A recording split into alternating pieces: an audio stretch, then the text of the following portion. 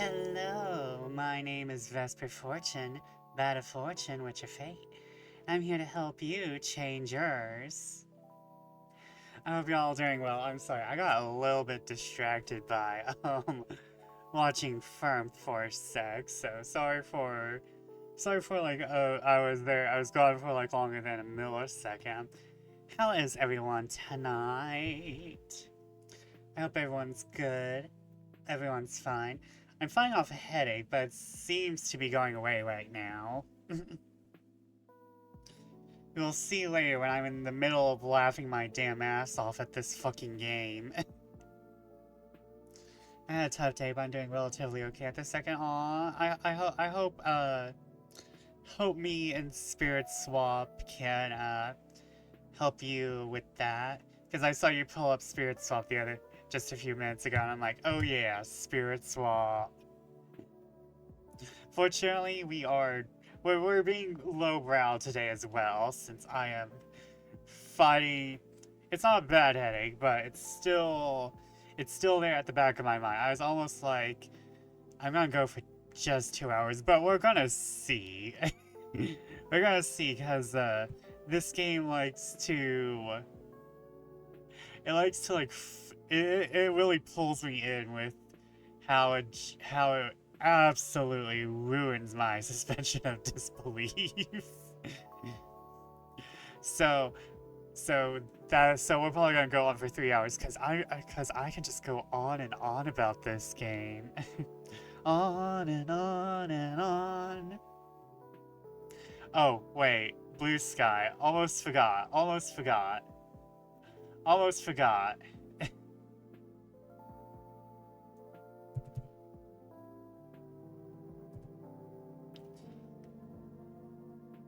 I really need to, I really need to play more, I had terrible brain, and I called off work because I wasn't even being able to imagine working. And sometimes with friends, which should help, but brain, you know? Yeah, brain be braining. It's like humans are the epitome of evolution. Are we? Are we? Our own brains make us sad. Our own brains actually try to make us sad. It's not that... it's not that great. Howdy, Lexo. How are you tonight? Welcome in. I don't even know what emotion to label it. It's brain. I was just speaking with Lexo earlier about glams. We were talking about how like mods and stuff, and how you always get a collection is kind of just a popularity contest. But you know, sometimes I enjoy that nice dopamine rush I see from likes. It's like, ooh, likes. Listen, I need all the serotonin I can get. I hope you're doing well tonight, Lex. No FF14 tonight, but we are playing the worst. We are going to deal with the world's worst white people. I promise you. We are about to see the world's worst white people. And by that I mean J.K. Rowling and her husband, Draco Malfoy. Serotonin in this economy? I know, the price, right?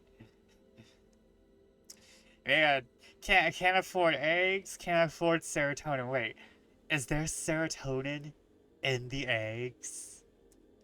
Explains why I love my breakfast tacos so much. That explains so much. Nothing can go wrong on a breakfast taco day. But welcome, Eon. But I finished a mod today. It's technically my first mod. I did make a clean jacket mod, but that was so I could have a base for my other jacket mods. So like I then quickly made a mountain wall because it was just like, oh, I can toss in this and this.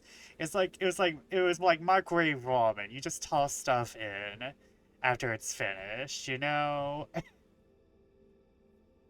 like, oh, this surprisingly works. What else can I do rather quick? And like, yeah, that happened. And tomorrow I can actually focus on not mod stuff because I've been hyper fixating. I've been hyper fixating bad, y'all. It's like what have I done that's not these mods? Oh. Oh. Oh, not much. I'm glad I got them done. I need a new hobby. I say, ignoring my 5 other hobbies and stuff that's supposed to be giving me money. It's like Vesper, when was the last time you wrote? No comment. No comment. No comment.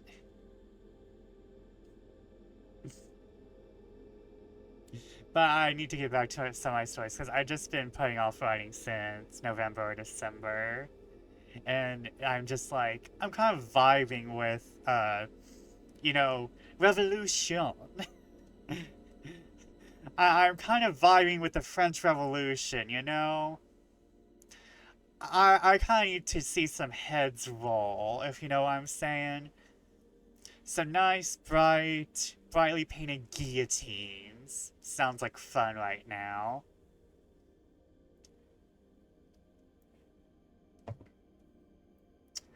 Not to get political, but some nice guillotines sound like a really nice, um, feature just in the middle of town square, brightly painted, for everyone to see.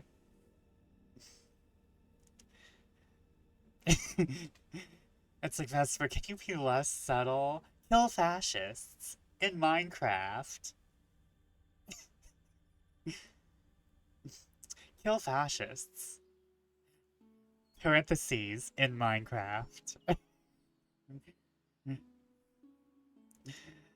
But other than that, you know, I've been having a good day. I got some tax info from my bank, but I literally can't file my taxes because, you know, no job.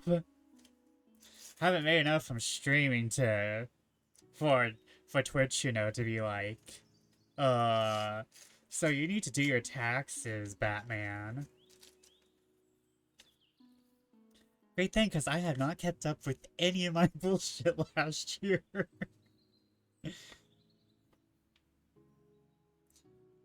Apparently last year I made $11 with I made $11 of interest in my account. That's fun.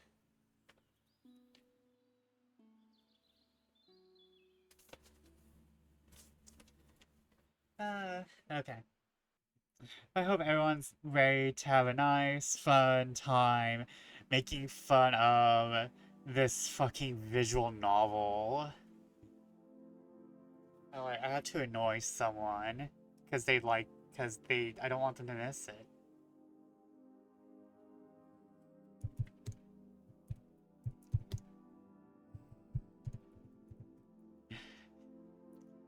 Okay, did I do all the things? I think I did all the things.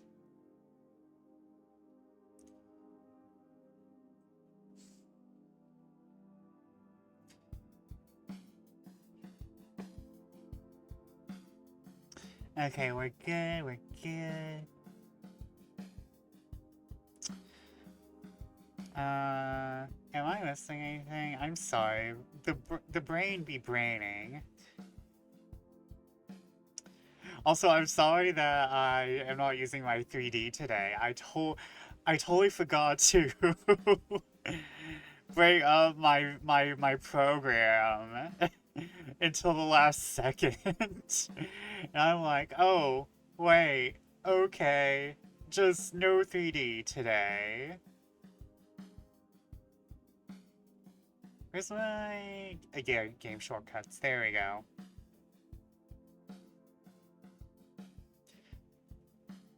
Wait, no. Wait, no.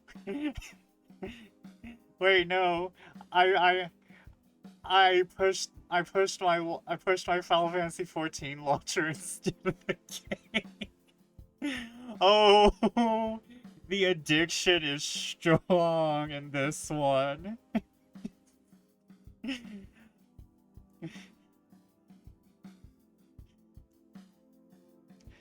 No, close, close, close.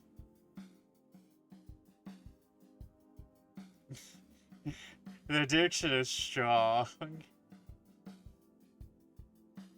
Yes, exit gay. Oh no. Let's try this again.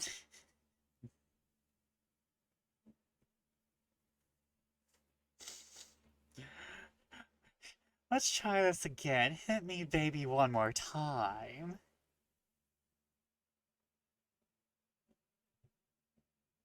Hit me, baby, one more time. Okay.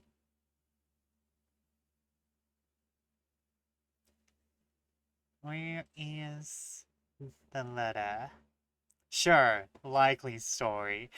I swear, I swear I play other games. I swear I play other games other than FF14. However, I am getting an itty bitty bit burnout. Just an itty bitty bit because I'm logging in for some photo shoots, I'm logging in for mods, I'm logging in for my it's like basically the only thing I do weekly now is Unreals because everything else is just taking up my time.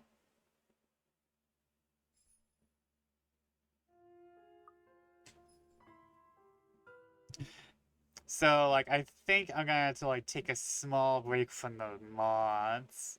I'm leveling alts for job and society stories and not much else right now.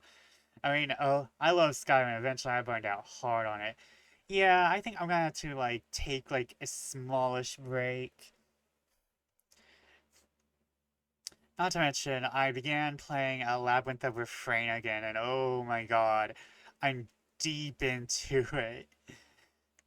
I'm deep in it now, man. I'm already So like the way Labyrinth of Refrain works is that you can reincarnate your characters into new jobs, but they can carry over old skills.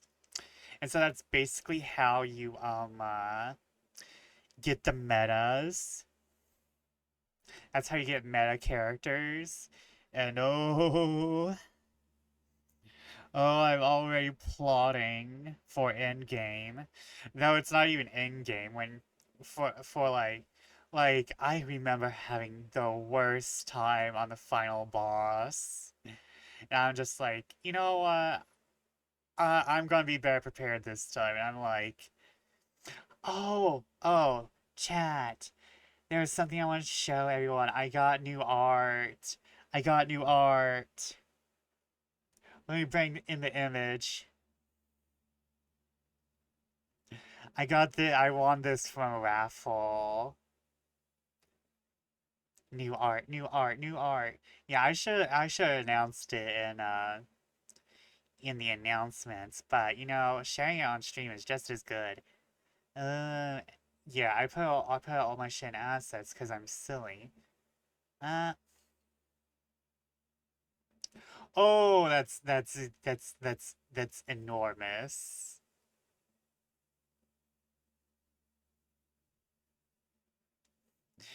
Big, very enormous.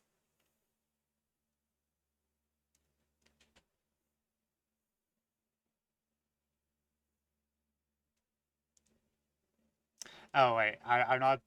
That's me. This is other me.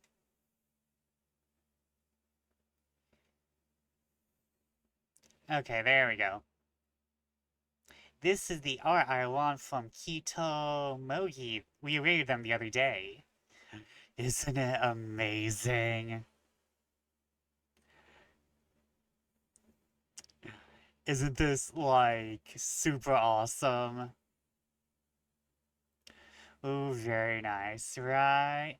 It is based on, chilling on the edge of a cauldron, yes. It's based on, can I find, her...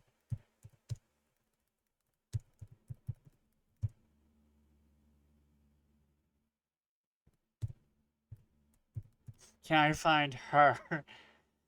Because this was based on Aki from Street Fighter 6. I don't know anything about her, but I know I want to be her. Because there's a picture of Aki or GIF where she's on the edge of a cauldron, which is what I asked for. Is your moon glowing into your hair? Very neat. Yes, it's very, meant to be, glowy. There it is. You know what? I'll save this as, like... I'll save this as, like, a... Can I download? There we go. Okay. And I'll bring out the reference, too. But yes, it's glowing to my hair, and Aki did just an amazing job. I mean, not Aki, Keto. Keto did an amazing job. Well, let me show you the reference that I gave him. Let's see here. Image 2. No, no, no. Whoops. Where is image? I'm gonna be... Is it really one of my streams if we're not, like, 30 minutes in, and I'm just still going on and on? Do GIFs work? Yes, they do. So that's the reference GIF.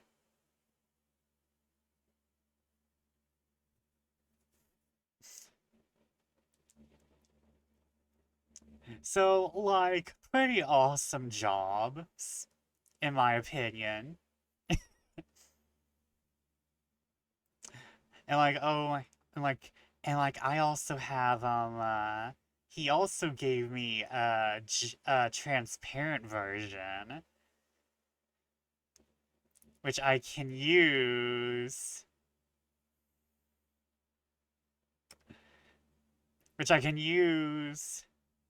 for thumbnails when I remember to upload my vlogs, which I'm gonna do tomorrow.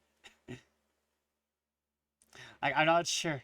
Like, I'm not sure where I'm gonna put myself blazing on a cauldron. Maybe plays the comfiest, coziest, uh, game ever. Has the most sexiest thumbnail art ever. It's like, here's this comfy, cozy, potion making game. Here I am, leaning on the cauldron, asking for it. But okay, let me get all this off the screen so we can actually play.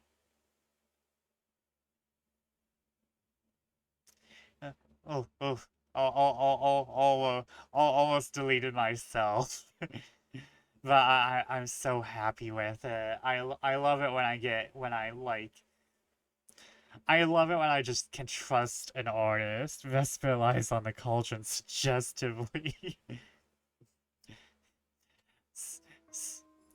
Yes. I won't deny it. It's like, what potions are you making? Went to the herb shop today, and it's always like stepping into a fancy apothecary, which I love. Frank got some herbs to make stuff, potions, I'm sure. Sometimes not potions, but you know, we all need something to make it through. Though I don't think they be selling that kind of stuff in just a regular herb shop. Depends though. It depends on the legality.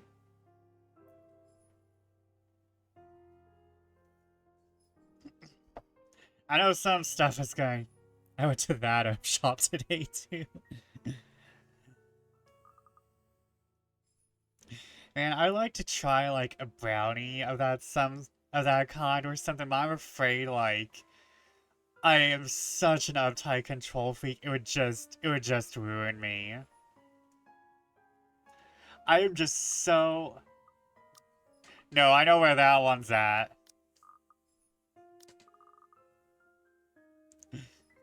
I'm just such an uptight control freak that that any that any kind of loosening up would just more that would just make me more anxious, I think, than anything.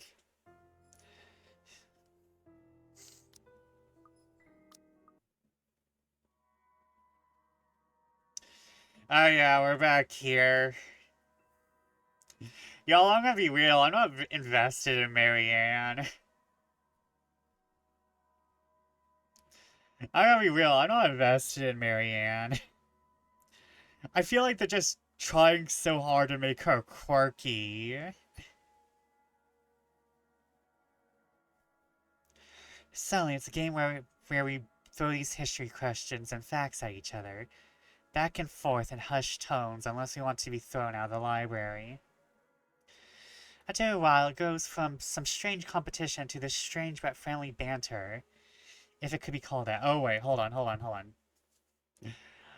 Okay, yes, we are unmuted. Okay. As fun as that is, the exchange soon slows down until we're grinning at how odd this whole scene is. Marianne, my desire for potatoes doesn't quite match what the stereotypes suggest.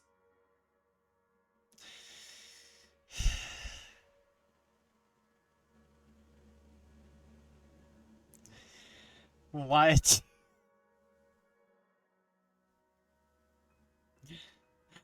Where the hell?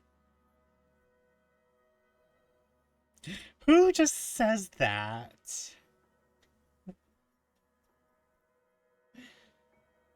Is this how they talk in Europe? Rebecca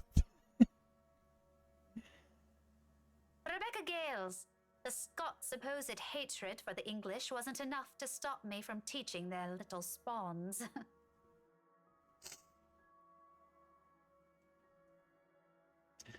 By then, we had forgotten about our little tug-of-war, although she still holds the book in her hands. I let go of it without realizing when she answered my first question. History teacher, then? Got it in one. Miss Gales. No wonder you gave me a run for my money. Now, if we're talking about architecture, I'd blow you out of the water. You're from where? Luxburn Uni? Oh no, just St. Goretti's. Ah yes, Saint Coretti. You think a school would choose a more appropriate saint to name themselves after, especially when they have very young students.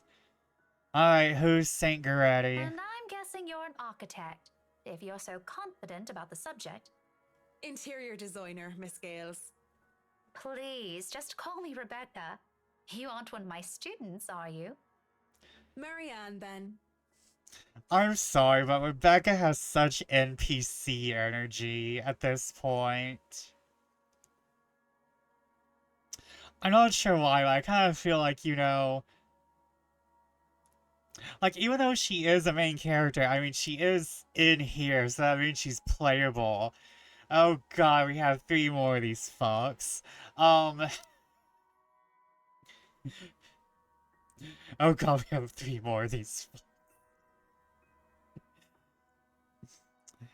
I don't know. She's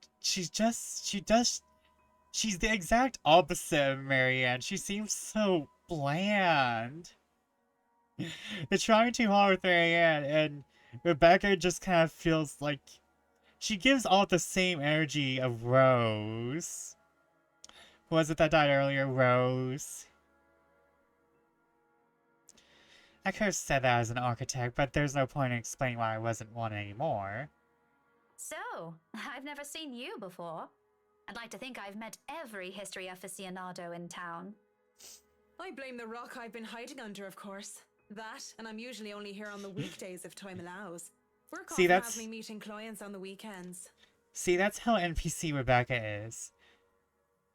the thing is, they introduced Rebecca and Rose around the same time as each other. And they gave Rebecca pink hair, pink shirt, and roses on her shirt. Why the fuck is she named Rebecca and Rose is named Rose? They even have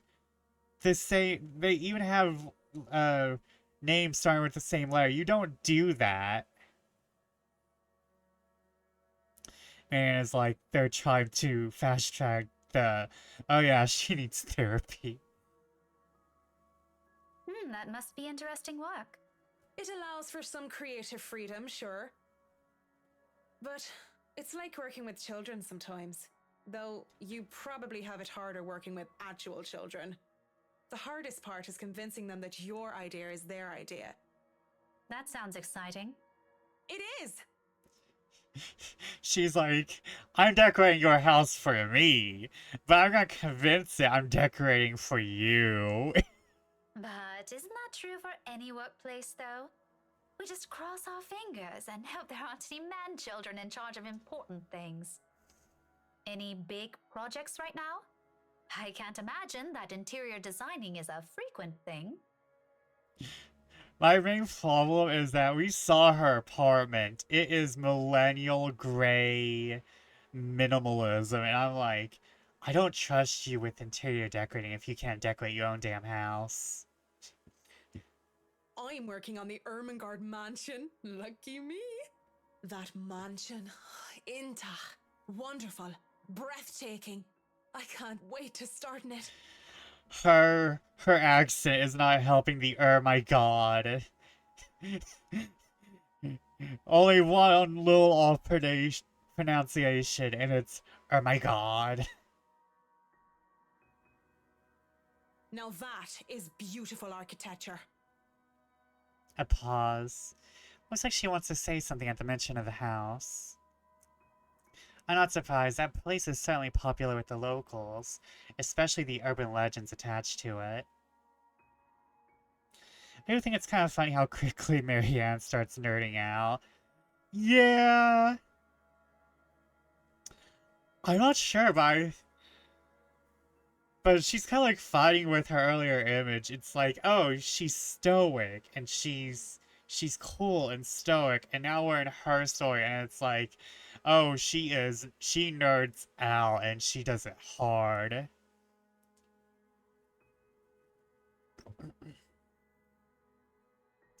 Next second, though, she seems to think better of it and drops what she's about to say. So, do you have a portfolio or anything I can take a look at?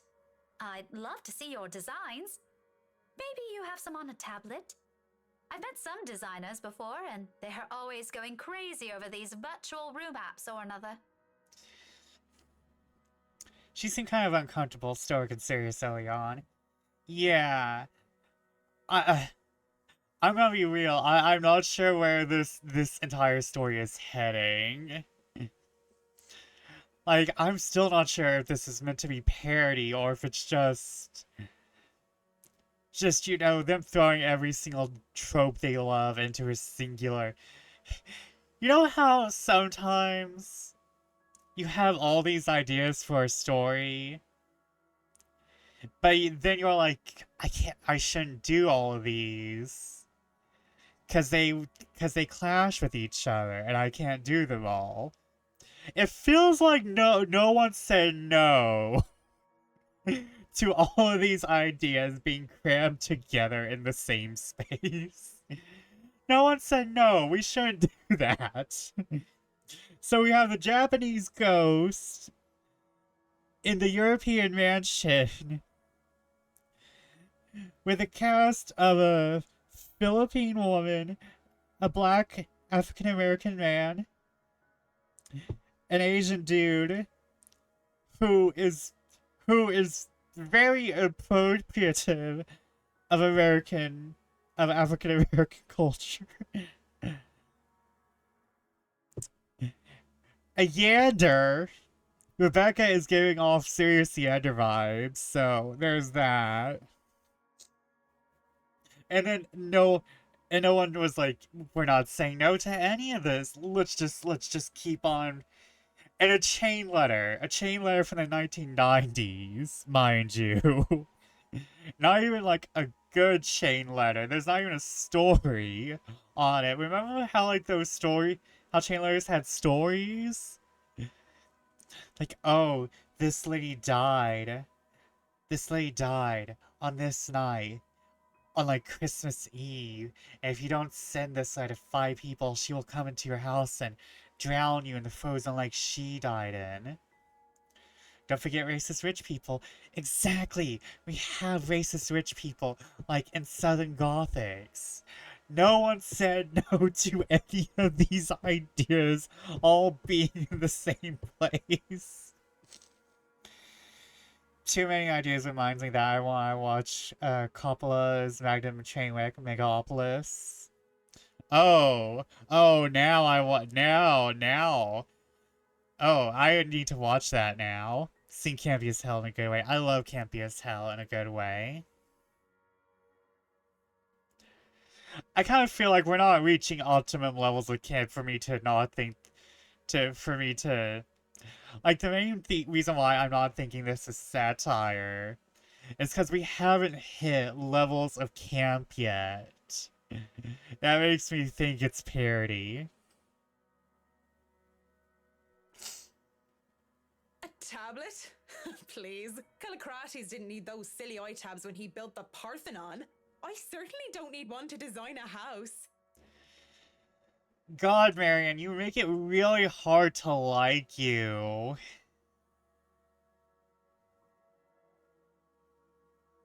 Your computer back at my place is all I have. Why should I buy such an expensive gadget that'll get outdated within the year when I have is just as functional? The traditional ways have far more personal touch in my opinion, not to mention those smartphones are awful tools of procrastination.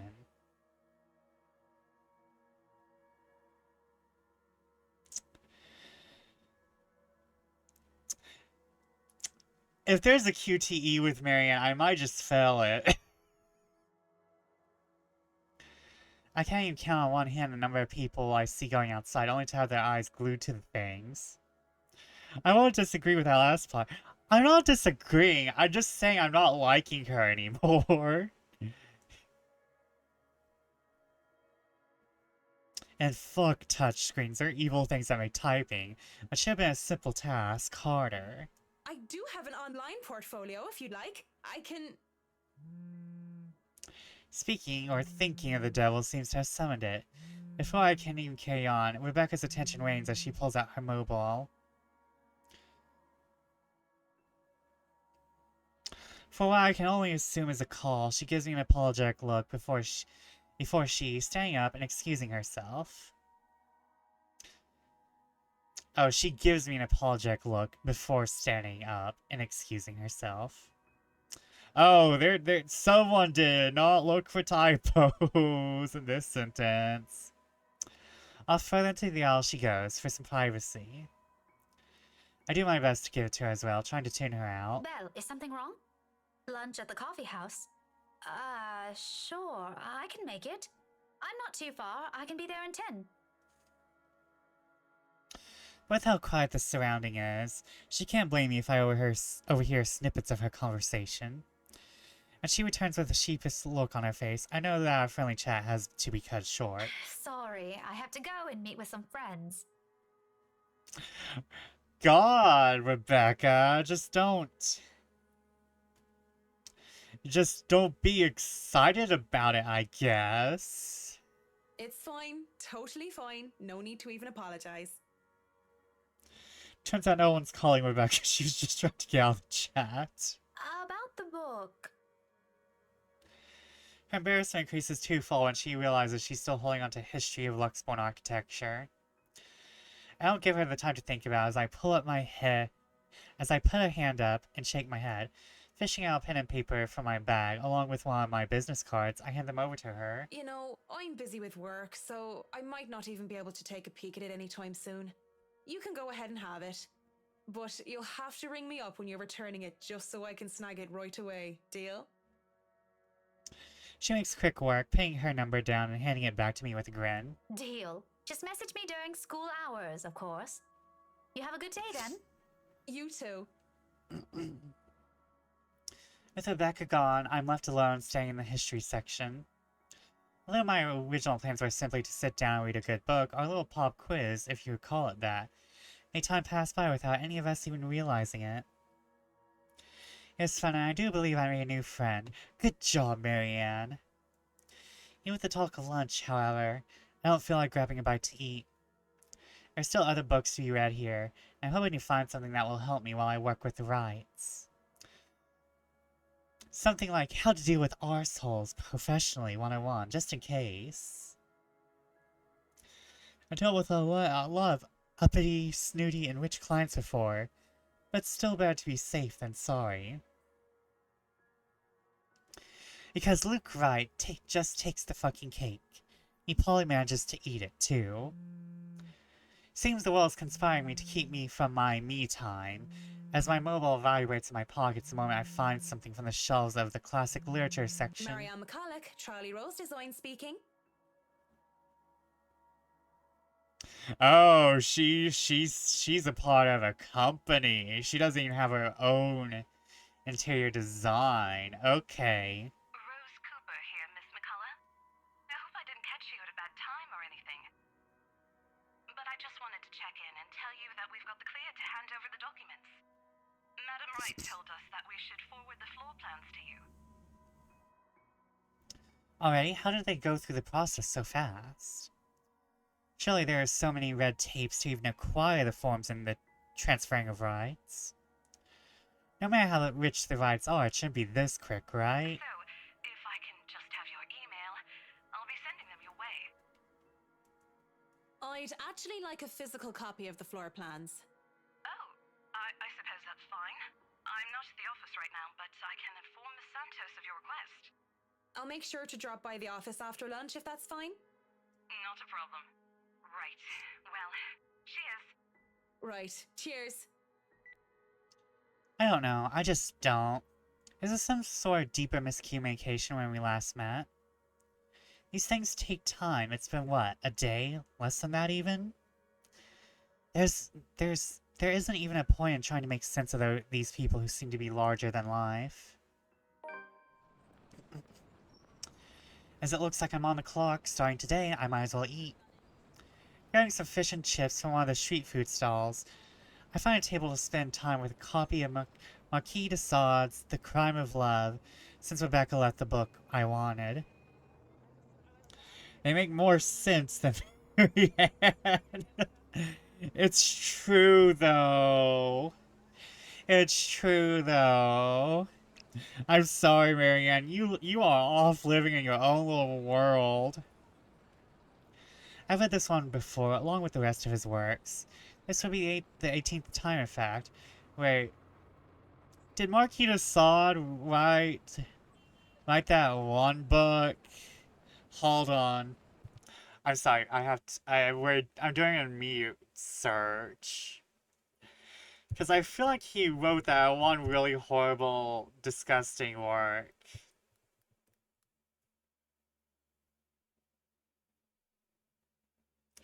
Like, I feel like the 120 Days of Sodom, yup. The 120 Days of Sodom, yep, I was right. I'm like, he wrote that one horrible thing, didn't he? That one thing people still talk about today.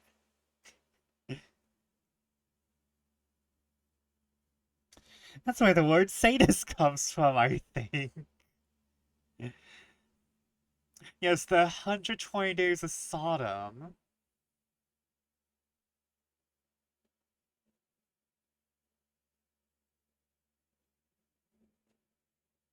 Yep.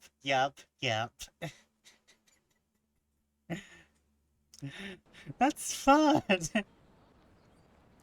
It's always nice to read through it again, when I don't have the time to enjoy something new.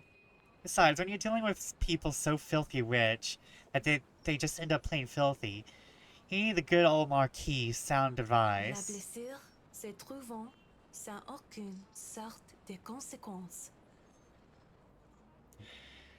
Girl just went. Who is this VA?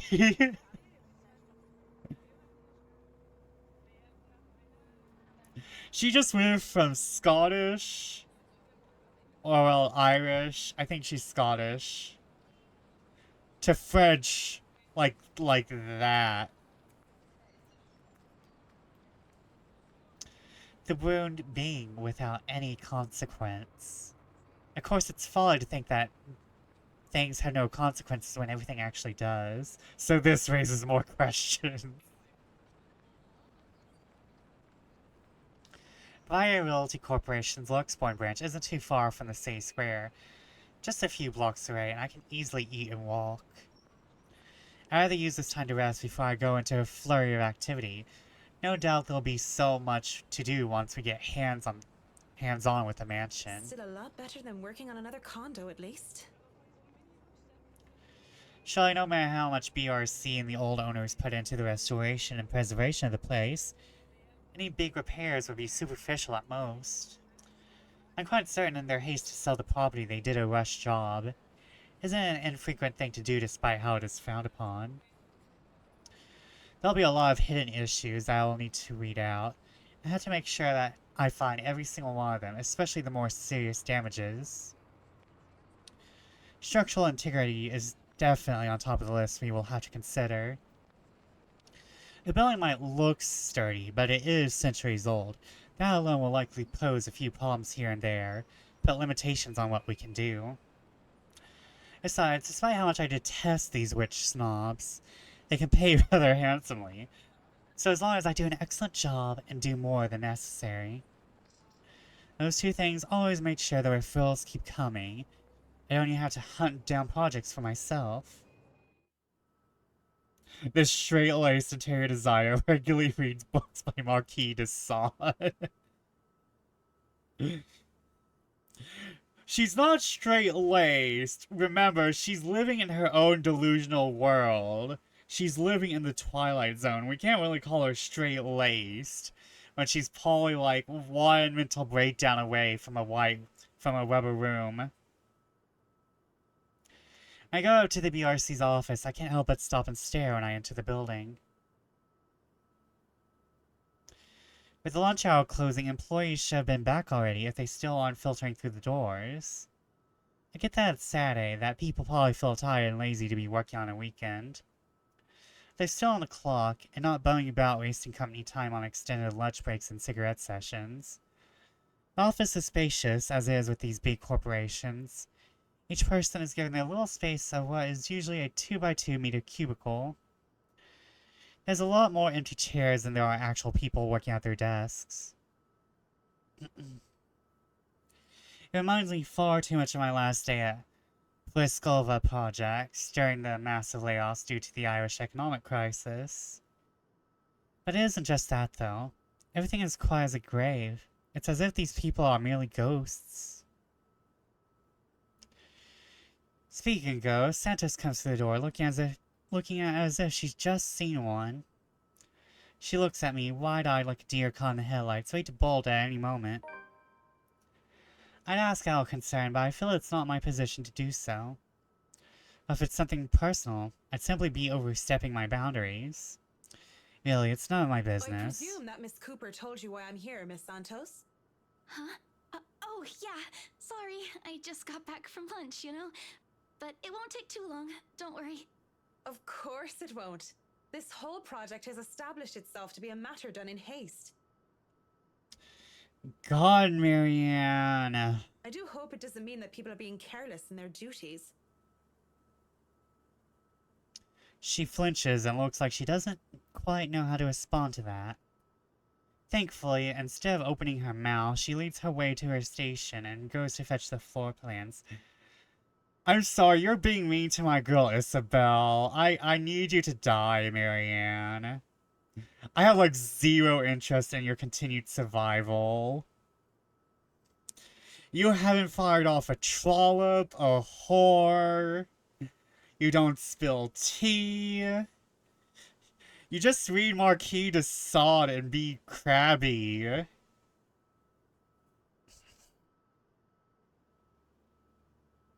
Wait, are we sure we can't pair her with Luke? I At this point, I think we have established that, Hannah and Luke are going to be demonically possessed together in hell, which, you know, befits them.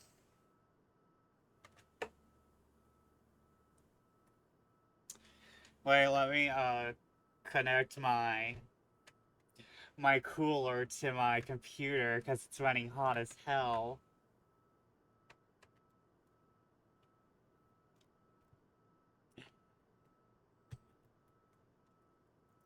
I want to kill off Marianne quickly, to be fair. Like, I need her dead now. It won't take too long, as she said, but it does take a bit of time spent to compose herself, most likely. You know, we usually just email these things. I prefer the real thing. Not that you would know. You probably have your nose stuck in front of a smartphone when you're not working, and when you should be working, playing those mindless, addictive games. Oh. Oh. Oh. Marianne, I'm sorry, I'm killing you. Actually, no, I'm not sorry. I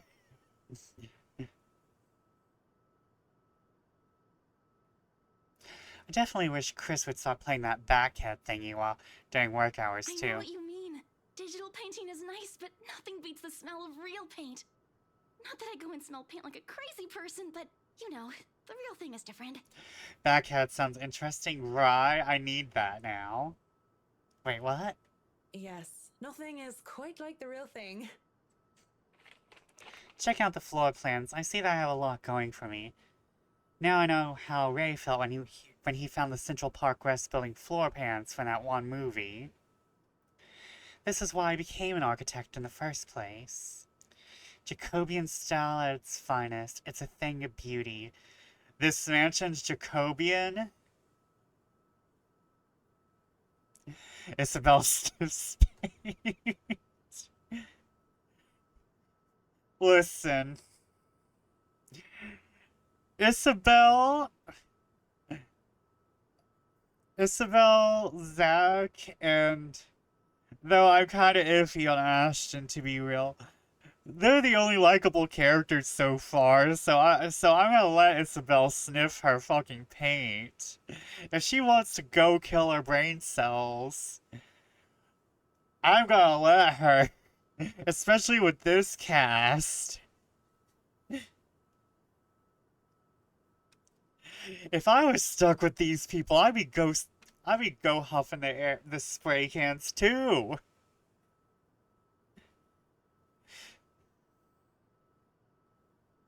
And this mansion is not Jacobean. This is too ugly for a Jacobean mansion. Look at these gorgeous rooms, the delicate harmony between empty spaces. Speaking of empty spaces, there's something rather odd about these ones. I feel a bit silly saying it out loud because I've never lived in a big house, let alone a mansion.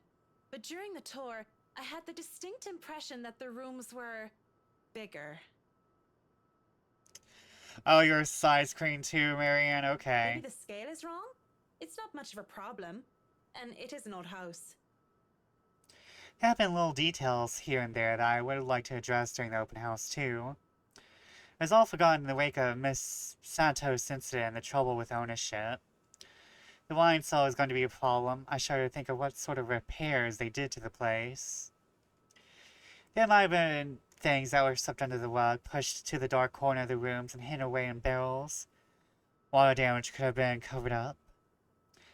There have been floods due to heavy rain in West England last year, after all. If there was any sort of damage to the house's foundation, that's going to be a lot of work. Oh, okay, we're in West England. We're in West England. We finally fucking know where the fuck we are.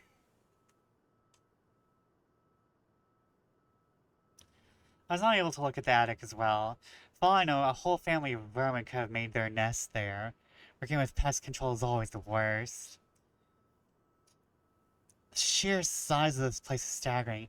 Even if I did say it was a lot smaller than I thought. I might just be biting off more than I can chew, but who doesn't like a good challenge? First things first, I'll have to... So, do you want a coffee? The one from the staff room is pretty decent. There's really no need. I'm sure you have rules against it. Rules against bringing someone coffee? That's ridiculous. And even if there were regulations against it, nobody's really here to tell Sir John. I've already brought 2 mugs, and I'm not going to drink them on my own. Come on. I just stamp down my annoyance at being distracted. Seeing the girl, the young woman, though, it looks like she has a lot on her mind. If babbling is her way of dealing with stray thoughts, I'm not really the one she should be babbling to.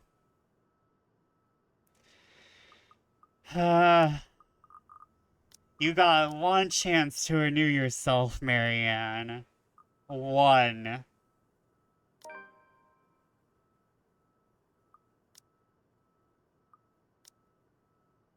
I give her time to speak up. But she just stares as I clear my throat. Yes? You have something to say? Embarrassment creeps up on her face. I snatch one of the coffees from her and take a sip.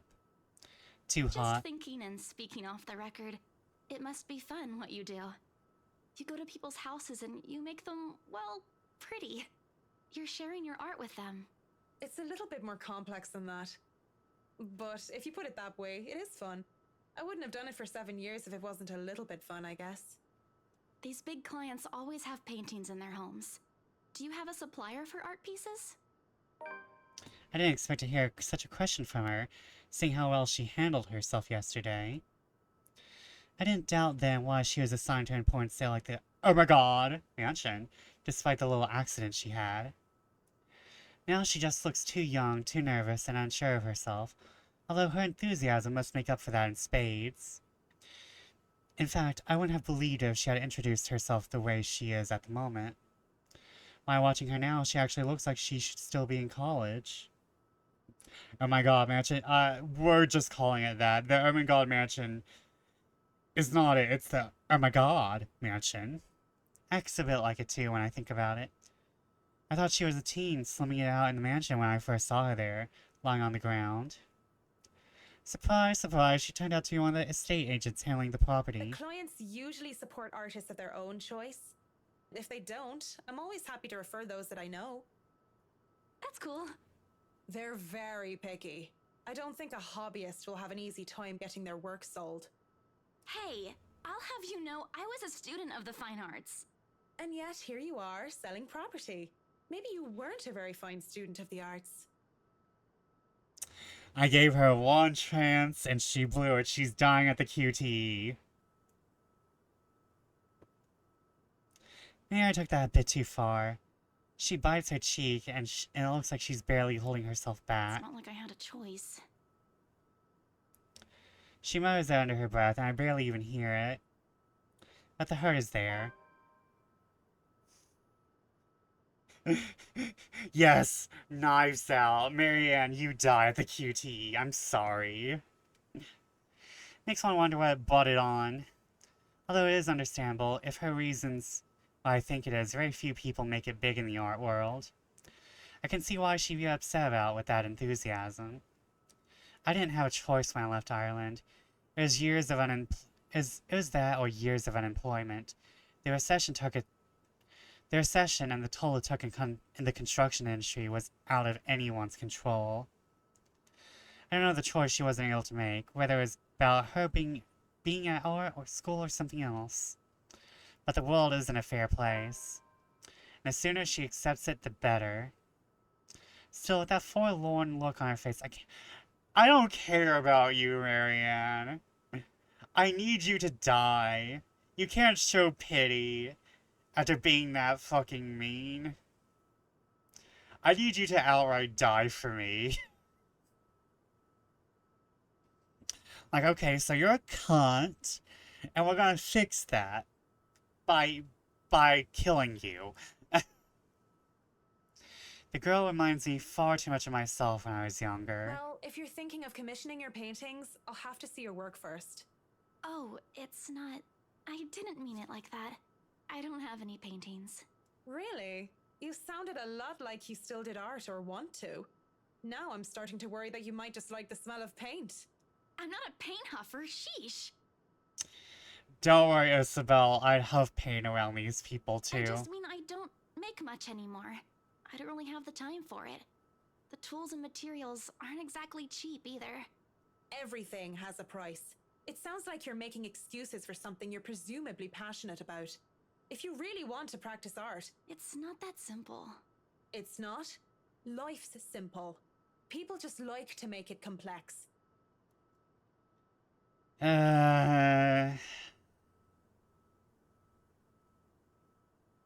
God damn it, Marianne, right? Speaking off the record, I have some advice for you, kid. Either go for what you want, or stop thinking about it when you have something else. Marianne, I need you to get hit by the isekai truck and go to hell. That is unless you enjoy making yourself miserable, then by all means. Marianne should take a long walk off a short pier. No. A long walk off a short cliff. Didn't you just try to sleep with a rich person who turned out to be your client, Marianne? You know, if you wanted to look at the floor plans without me bothering you, you could have just said so. Would you have left me alone? We'll never know now, will we?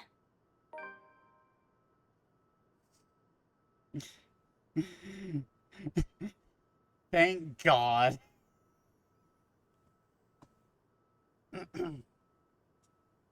She's the first to die.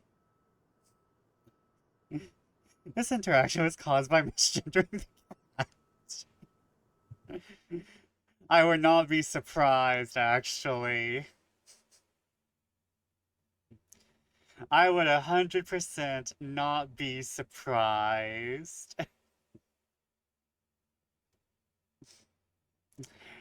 Oh my god.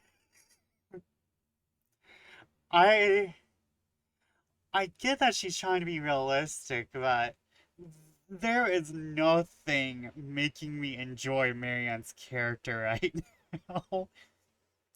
At least Hannah was fun. At least Luke is so deplorable in a way that's fun. I just don't like Marianne. There is just... I wonder if she's more enjoyable if I make better choices in other playthroughs, but right now, just...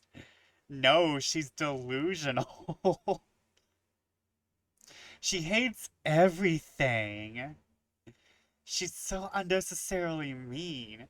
At least Hannah has the excuse of being demonically possessed. Hannah has the excuse of being white and demonically possessed.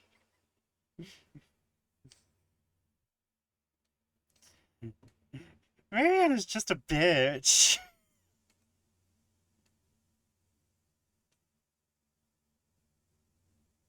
She's got 3 different personalities in one chapter, and I hate all of them.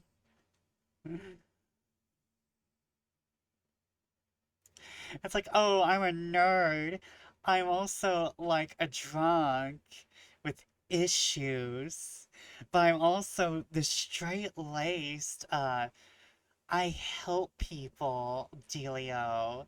But I'm gonna be mean about it. Go fuck yourself, Marianne. Please. Please jump off a cliff.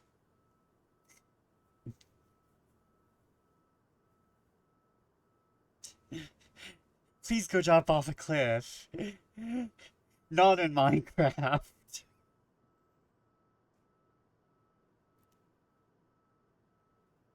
No wonder your ex left you, Marianne.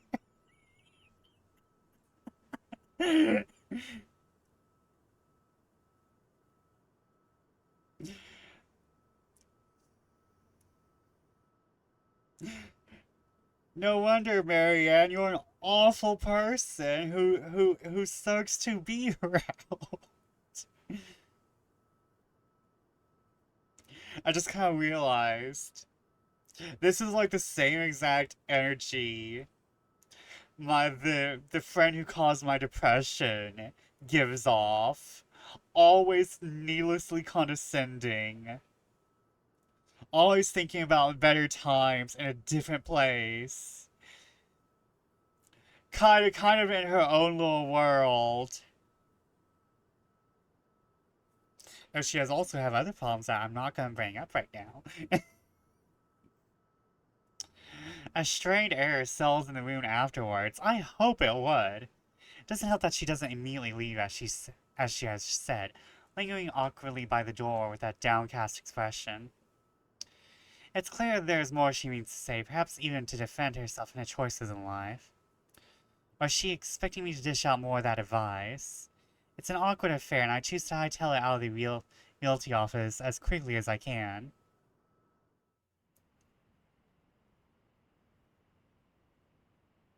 Though I am able to keep myself professional at all times does not mean I like it. And seeing that most of the day has already gone before I realize it, I choose to head back to my flat instead. Marianne was in the pub drunkenly reminiscing.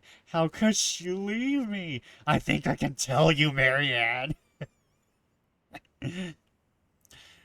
Marianne, have you thought that maybe it was you?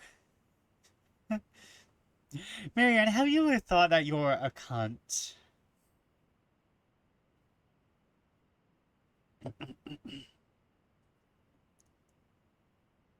Despite today being a Saturday. How was that unsolicited dressing down in any way professional? How was being a cunt to a 20-something who you know nothing about professional? Borderline workplace abuse, Marianne. And yet, it increased our relationship. No fun, but at least this way I can definitely avoid another unpleasant encounter. Considering how much I'll be seeing whiskey in the near foreseeable future, I have a feeling I'll need all the rest the weekend can give me. For the first time in a long while, excited as I am to work on the mansion, I cannot wait to be over and done with this project. Monday couldn't come any sooner. After taking the floor plans from Miss Santos the day before last, I spent most of my Sunday drawing up plans and calling in my suppliers. Although no design choices have been made yet, I'm quite sure they want high-end appliances, the most expensive materials, and the most pretentious everything. They usually did, these rich types, based from experience at least. Given how badly this whole thing started, it wouldn't hurt to be prepared. I have to check myself, make sure I'm not playing with my gloves as one of the other building tenants takes the elevator up with me. Makes me self-conscious when the woman's eyes go over me. I'm sure she was going to point out some perceived flaw in my physical appearance. Please don't tell me you have self-esteem issues too.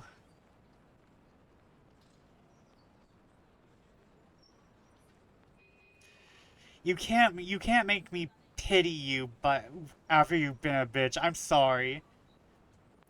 You thinking you're ugly isn't going to help me think of you any better. The fact that you think you yourself are ugly, you gotta build the sympathy first, I think, yeah. You have built no sympathy.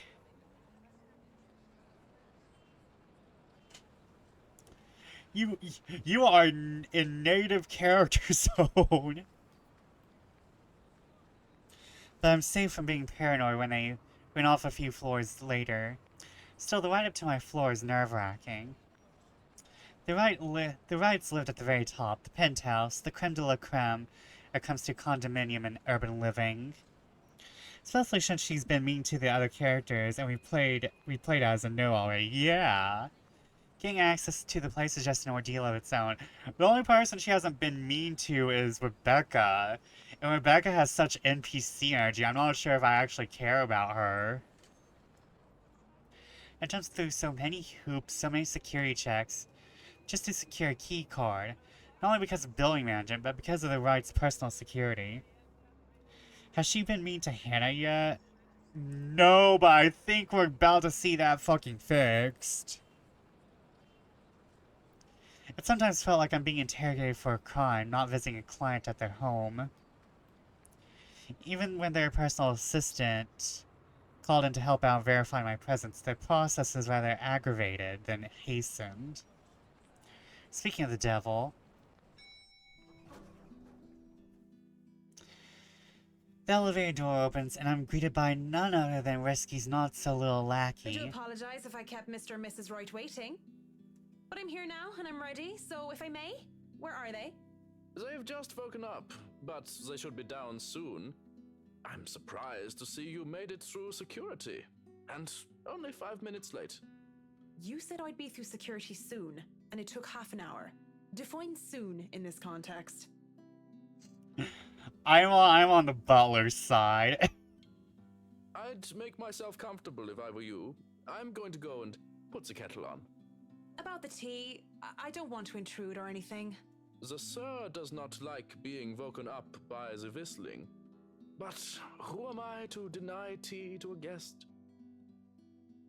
He shows me to the couch before drifting on towards the kitchen, quietly pulling out a teapot, cups, and all sorts of other things in preparation for the tea. I ignore the animosity towards the employer that his words implies. I'd be too surprised if Frisky's own people don't like him. Hey Marianne, if all your interactions are unpleasant, what's the common denominator? If everyone thinks you're a bitch, you know, the problem might be you. I don't want to intrude. Didn't stop you from intruding on Rebecca's self-esteem there earlier, Marianne. Accepting the quiet and isolation instead, I brace myself for what's to come. In this case, soon apparently means more than 5 minutes, or even 10. I sit in their living room, just waiting. When the kettle starts whistling and the tea has been served, I continue to wait. At least the silence is relaxing. But then there's a crash. I nearly spill tea all over my lap in surprise. I look up expecting security to come running. Even the man at the kitchen counter continues to fix breakfast like he heard nothing. I don't want to speak up about it because he looks far too absorbed in his cooking. I don't want to be the cause of burnt food or worse. What's that saying? If you met one jerk, then you met one jerk. If everyone you met today was a jerk, then maybe you're the jerk. It's true. However, there's something in me that just wants to figure out what that was. Although I'm normally not this nosy. You know what? We'll continue waiting, because I don't give a fuck. You wanna know something? I want to keep these people away from Marianne, even though I don't like Hannah and Luke anymore. They deserve to be saved from Marianne. I have no business with it. These rich people usually value their privacy above all else, after all. Unless, of course, they're posting pictures on social media, bragging about what good people they are for allowing themselves to be interviewed for some magazine. Then again, it's just Luke in his chair. Ah yes, his cuck chair. Again, the whole reason I'm in this mess is because I don't give two shits about what goes on with people like them. I'm not going to get caught snooping about and being accused of some imagined wrongdoing. I'm not going to be some busybody detective wannabe and went off to investigate whatever that was. It's probably just something mundane anyway, like a lamp falling over. I'm going to sit here and wait for Miss Wright, with my tea, in complete silence. Could I at least put the telly on? I don't really expect him to answer. If he hadn't had the crouch, then I doubt he'd have heard. As long as you don't watch some silly soap opera, the LBC News would be fine. The William Walker show is on too if you prefer that. Not that I watch it, but my husband does. The remote is under the coffee table. Oh, sure. Maybe I'll be lucky and catch the doc on. I heard they're having reruns of the classics and I want to see the second meet sixth in Spain. If not, just the news then. They're trying so hard and I'm not liking it. Of course you'd be into Doctor Who. You're into everything nerdy. Thank you. I'll let you get on with your cooking now. Did you just ignore the crash a while ago then? Whatever. Fetching the remote, I turn on the TV in hopes of filling the silence. Trying to anyway, because the thing won't turn on. That doesn't make the silence more awkward or what? I know I may not be the best with tech, but I'm sure I can work a simple television remote. Batteries must be dead. Like we said, Marianne has just 3 brains piloting the same body.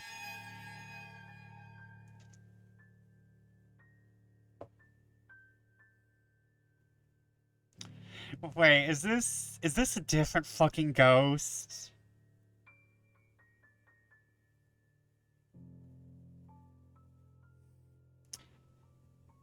What? There's blood everywhere. Help me, it says in red. Look at my own hands and find them clean. Yeah, I can see my grisly reflection gaping back at me. Although there's nothing staining my skin, I can feel the sticky and warm feeling of blood dripping down my cheeks. I should be worried. Instead, I feel my attention drawn towards her. Her beautiful blonde hair, her soft lips with skin so fair and swaying hips. She's behind a couch. How can you see the swaying hips? I want nothing more than to hold her, let my lips on her neck, and my fingers through her hair. She laughs and she smiles when she looks at me, but where are her eyes? Temptation is gone in an instant, and I recoil, horrified at this reflection I'm seeing. Oh, now we're being personally haunted. Only back into something, or rather someone. Miss White stands there, twirling a lock of her blonde hair, a soft smile on her lips and a hand on her hip. I almost back away, but I ground and remind myself this is my client.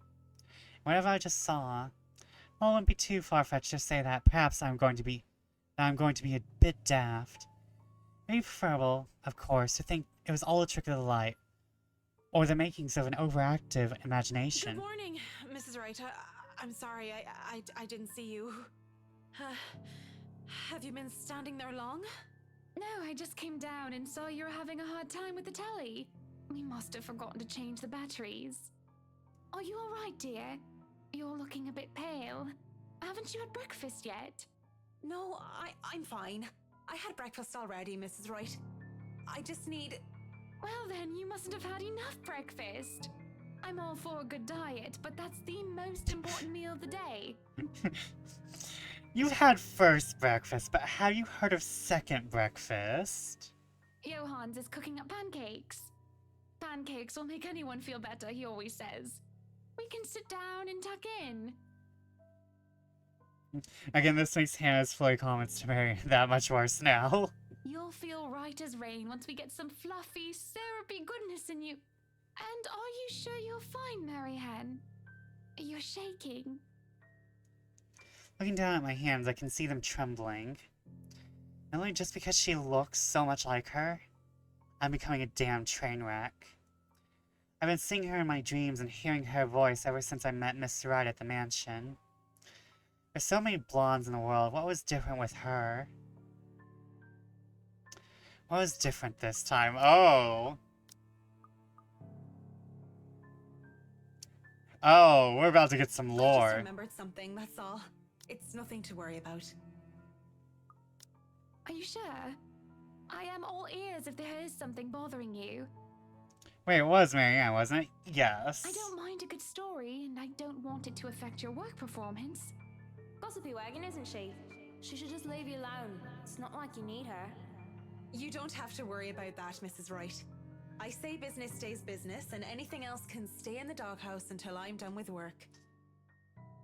I just have to bear through it, don't I? If I tell her I'm hearing voices, that'd be a fast track straight to the nut house. What else can I do? Saint Dympha, help me lest I become like her father Damon, insane at the thought of a lost love and mad in the pursuit of another. Shall we talk about your work then? If you'd like. It's on your time, after all. I've been told many good things about you, and I've seen some of your work before. Others speak very highly of your work etiquette. I kind of wish they gave her a different Hannah nickname. Marianne and Marianne. Marianne and Marianne are both said the same, so it's hard to tell she can't remember the name. Okay, so we're just casually dropping that lore right then. Yeah. Maybe Miriam? Yeah. Miriam feels like it'd be like a good, like, oh, I didn't hear that name right. Yet I've never heard of you before. Not even a whisper of the McCullough name. Well, I've only been in Luxbourne for 4 years. Tried to make it big in London for nearly 3 years before. And I've only been working these high-quality projects for the past year. I stick straight to the point. It's best to be brief when talking to clients, after all. Keep it clean-cut as possible. At the same time, I have to make it engaging so it doesn't look like I don't want to talk to them. I imagine it hasn't been easy. I can't see why you've moved from London to Luxbourne, though. Job vacancies were fewer at the time, and I had a lot of competition in London. Let's not even talk about the living costs there. What the fuck is header? Don't worry, don't worry. Well, now I have to think of a meaning for header. But I'm glad I moved here, even if it hadn't been smooth sailing. If I had it easy, I probably wouldn't be working projects like these. Why even bother explaining to her? She won't understand. She's practically born with a silver spoon in her mouth. The woman could probably snap her fingers and have servants attending to her beck and call. She does look the part of a spoiled heiress, doesn't she? It'd be a relief if she's just that. Something that's different from Mr. Right and her. Before she can get another word in, words that may have proven me wrong or right, she looks up at the loft with a fond expression on her face. With just a simple glance, she can put in so much love that I feel a tad bit jealous of whoever holds Good it. morning, Luke, darling. Oh hey, I'm not only missing a woman, I'm hallucinating her voice. I want to throw myself at people that look like her. Okay, so we kind of like have 4. No. The hallucinating part is also the drunk karaoke part, I think. Yeah. Good morning, ladies. What a wonderful morning it is that I wake up to such a beautiful sight. Oh, you cheater. Yes. My 6-foot bad dragon sculptures on the loft. They're actively being used. I do hope you two are getting along. I smell pancakes. I do hope you two are considering a diet just so I can have them all to myself. Greetings, salutations, and NyQuil-induced sleepiness. For those of you who are, the letter or... Yeah, my NyQuil brain is not up to the normal monologue. Everyone else, hi. Welcome in, how are you feeling? How are you feeling, RX, if you're taking NyQuil? I know NyQuil just knocks you out. For some reason, whenever I take NyQuil to help with sleep, though, I end up staying up all night due to anxiety, though. Don't be a pig, Luke. You eat all of those and you might stop fitting into your tight suits. Do you have a cold, or the flu, or just waiting to dance to the NyQuil tango? What? I'm not a pig. You don't think I'm a pig, do you, Marianne? With saucy smile and playful wink, I can't help but think you are a bit of a pig, Whiskey. Touch of bronchitis. Ooh, that sucks. I had bronchitis before. That is the most awful thing. NyQuil makes me wake up during the night. Scary as hell. It's not very good. Whenever I take Benadryl for allergies, oh my god. When I actually take it for allergies, oh my god, I'm knocked out. I am in a coma. You wanna know how Benadryl works? It doesn't remove your allergies, it just knocks you straight up into a coma. And these two again, so we can add pancake gluttony to the list of reasons why they are the worst. Actually, I'm hating Marianne worse than these two right now. At least these two are fun to hate. I just hate Marianne and she's gonna die. But also, NyQuil Tango sounds like it's right up there with the Benadryl hat, man. I don't know, Mr. Wright. I'm an interior designer, not a zoologist.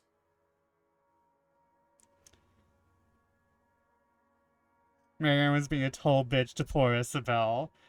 Yeah, Marianne's just a bitch to everyone, though, and she's being a bitch to her clients. So she must be familiar with our statement of works. Well, don't be a bore. You two might not be in a rush, but I'm going to go ahead and feast. If you dawdle too long, he'll hog all the syrup. Rich people are so eccentric because they like pancakes, Marianne. Come on then, we can discuss business over food. Dance NyQuil Tango is either taking the NyQuil and then going to bed, or the involuntary reaction and gag you make when the liquid hits your tongue.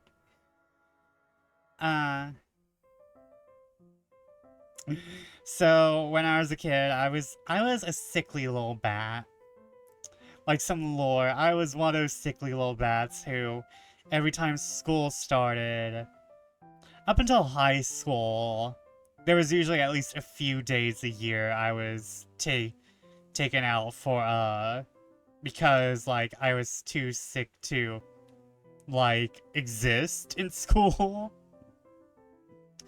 So, like, I'm very used to the taste of medicine, like Robitussin doesn't affect me. I'm like, oh, okay, it's just Robitussin. I haven't really had a medicine where I've been like, oh, this is yucky. To the point where I'm just like, I'll avoid drinking it, because, like, no, I'm like, give me that medicine. I need to reduce my suffering. And thank you, RX, for the donations. Robitussin is a taste, ew. Okay. We got a new donation. We must read it on stream, as is tradition. Ko-fi.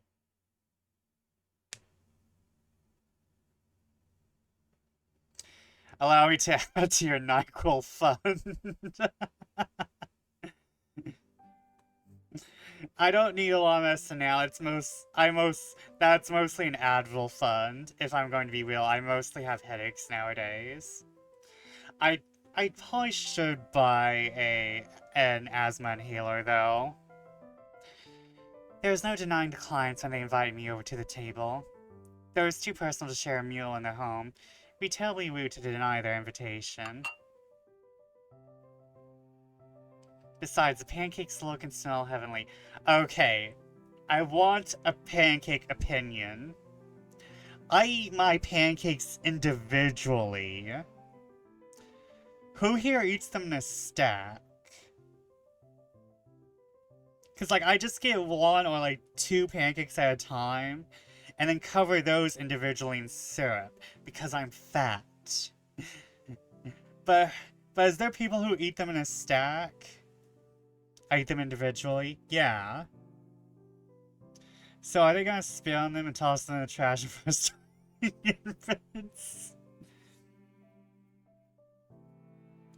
If they were served in a stack, I eat them in a stack, but I use a lot of syrup. Yeah, like, you gotta poke holes in that bitch.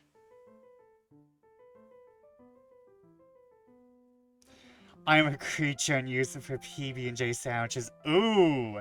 Ooh! That sounds amazing. Lexo, you just gave me amazing ideas. Hold on, but wait. I actually heard about this on, I heard about this somewhere. I think it was on the internet. French toast. Peanut butter and jelly. Serpent virus too messy. Yeah, I get that. Honestly. I get that. Actually, when I make my fruity Actually, we'll make peanut butter and jelly, pancakes, or at least peanut butter pancakes, and then I'll cover it in jelly. They'll have to eat them, not at home, honey and single, yeah. But, like, I will make peanut butter pancakes and cover those in jelly. Jelly or jam, you know. I don't have a preference. Peanut butter, PB&J means jelly or jam. For me. But I see we have individual. We have the sane people here.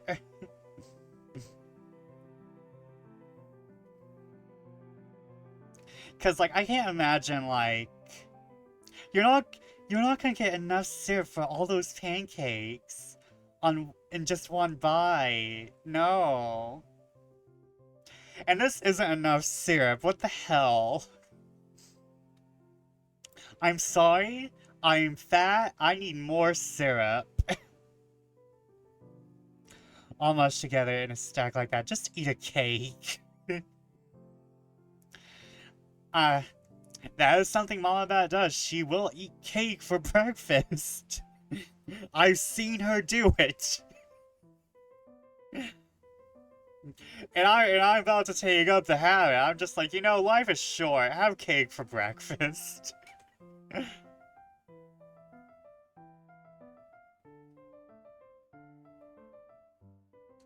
A bowl of clotted cream, fruits, syrups, and jams, and other spreads are laid out next to them. Oh, we have multiple fruits, syrups, and jams. Okay. If this was a bunch of friends, I would have gladly helped myself to the whole lot. As is, I just accepted a few pieces of pancakes and topped it off with lemon and sugar. Lemon and sugar. Alright, girly pop, if you want to die unhappy, I'll arrange it. You know, I was a tiny bit serious when I said I wanted a helipad. And you're not serious about the greenhouse, the vineyard, and the stables? Lemon pancakes, yes. But with, like, lemon syrup. Like, lemon flavored pancakes with lemon syrup.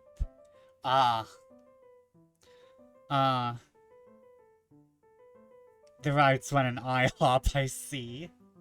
At least it's not a Waffle House. I wouldn't trust them to run a Waffle House. Well, I do want those too, but I know you'll agree to those. We're talking about interiors here, honey. You don't handle exterior designs and whatever handles those sorts of projects do you, Marianne? I'm able, actually, and willing to take a project of that nature. I was an architect in Ireland before. Of course, that's another contract entirely. I also suggest we finish the house itself before working on any additions to the rest of the property. There won't be any problems about ownership this time, will there? But candied lemon, but like lemon pancakes, like a little bit of vanilla whipped cream, and like some candied citrus on top. Ooh. Oh man, I want to go to IHOP again. Oh, you're just trying to impress your hallucinations, even Marianne. Pardon if I'm crossing a line, but the acquisition was rather quick. Oh, don't you worry. We've got everything sorted this time around. I've talked to Miss Cooper and Mr. John from BRC, as well as the old owners. Everything has been paid in full, and all we're waiting for is the paperwork from the land registry. They're letting us move in as soon as we please. I want the vanilla cupcake pancakes they had at one point. Oh yeah, man. I want to go to IHOP and have like really big. Some of their really nice pancakes. Also, can I say something? What the fuck is going on with Hannah's corset? Is that a corset or something else? I forgot the name, but I know these things have a different name.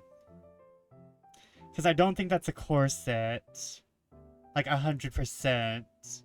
Like cincher? Yeah, cincher. Girl, you're wearing a I'm sorry, but just like a simple big belt.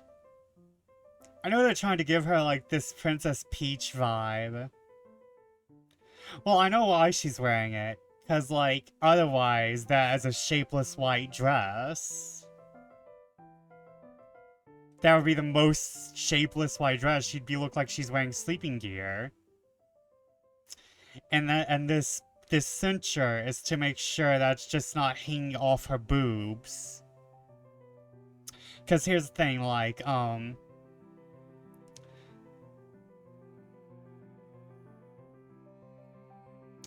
because, like, if it wasn't, if she didn't have this cincher, it would just be this.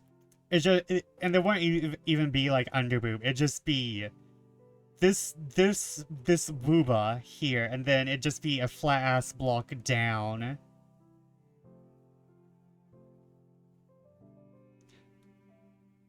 You know, fucking move.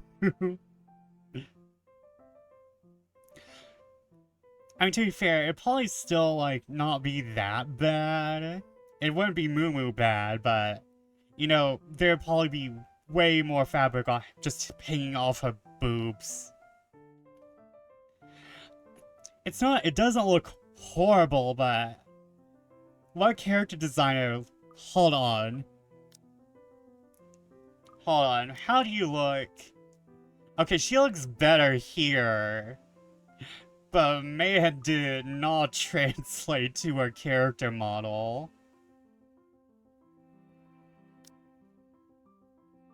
On her character model, it's purple. I mean, it's white leaning into gray blue. In her art, it's purple. This is fucking purple. What the fuck, character designers?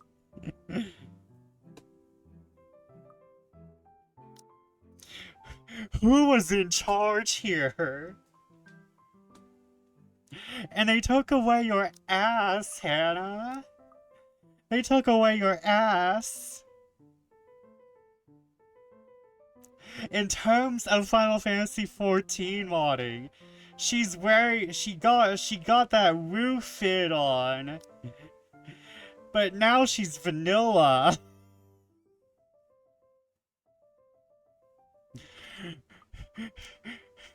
Girl's penumbra is down.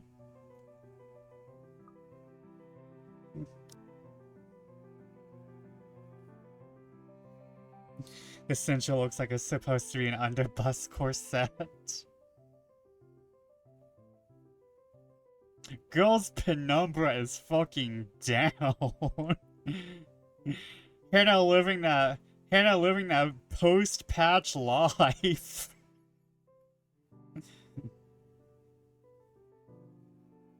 I'm sorry for those of you who have not modded in Final Fantasy XIV and just had a very bad joke no one understands.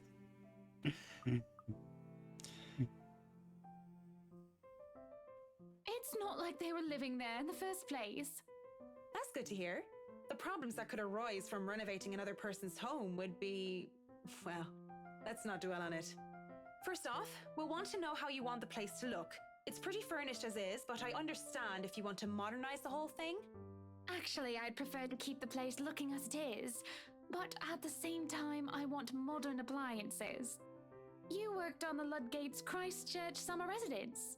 I do remember there being an oven I thought was a simple drawer before. Make them look vintage, antique, blend in with the rest of the decor. Customize appliances then. I can't find someone for that, and if you can't tell me what you specifically want, it'll hasten up the process. We're talking about electronic appliance manufacturers. If you have a preferred brand to work with. Splendid! It still tickles me. There were a bunch of folks talking about updates killing their body mods. One of the others modders told him, if you ain't cute vanilla, you ain't cute. That's true.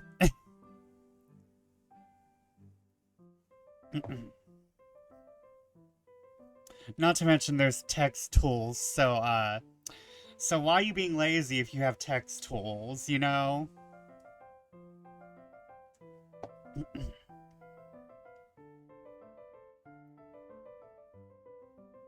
So, what is next on our agenda? All the other interior designers we've hired in the past did not have us this involved. I stop. What sort of half-baked designer did that? If I knew who they were, I would have words. Just decimated the whole combo. It was great. The main thing is that FF14 items look pretty good by themselves, and like the game itself does look pretty good. And again, that's why I don't like a lot of mods, is that they really go for that IMVU look. And I have friends who do go entire IMVU, and like I don't judge them for it, but it's just not my taste. However, some of those IMVU looks do sort of sometimes blend in. It just depends on how the designer did them.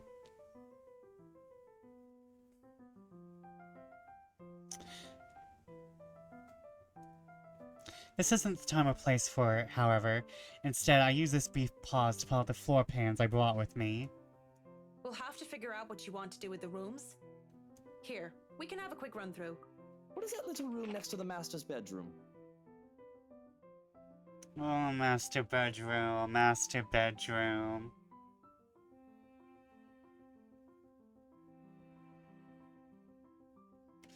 You know, for a mansion, this place doesn't have a lot of, you know, bedrooms. I think we talked about that last time. It's all just...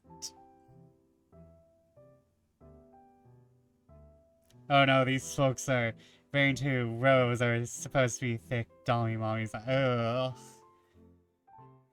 Rose are just the answer to orcs.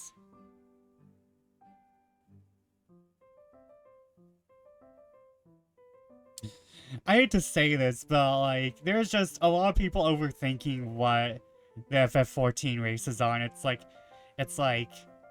just like the basic fantasy races, but just Japanified. I kinda hate it when people think Lalafels are dwarves though. No, they're hobbits.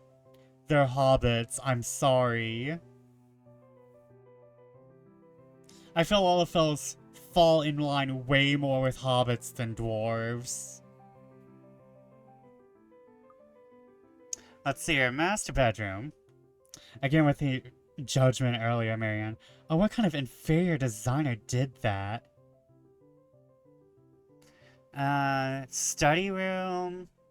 Oh, master bedroom. Balcony, quarters, okay.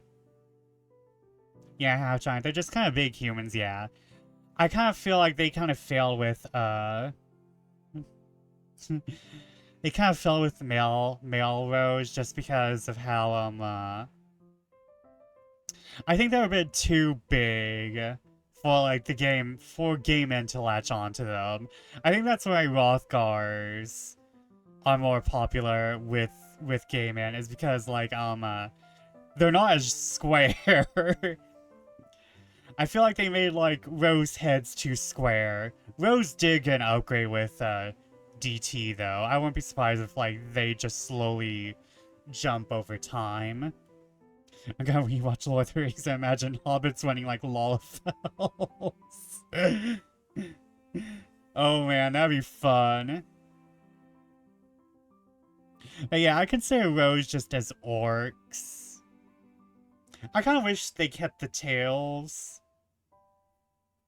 from FF11, but I understand why they didn't, cause then they added Aura, and auras have their own tails, so like, they probably didn't want to be just like, oh, everything has tails. Even though Galka probably had like one of the more...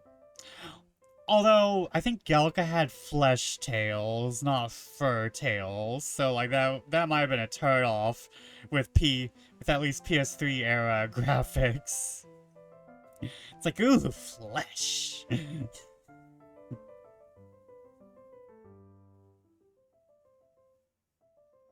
Lala boots.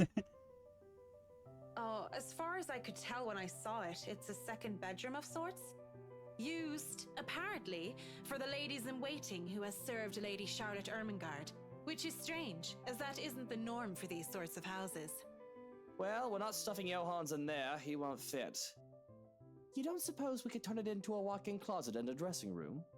I love fashion, but do we really need to turn an entire room into a walk-in closet, dear?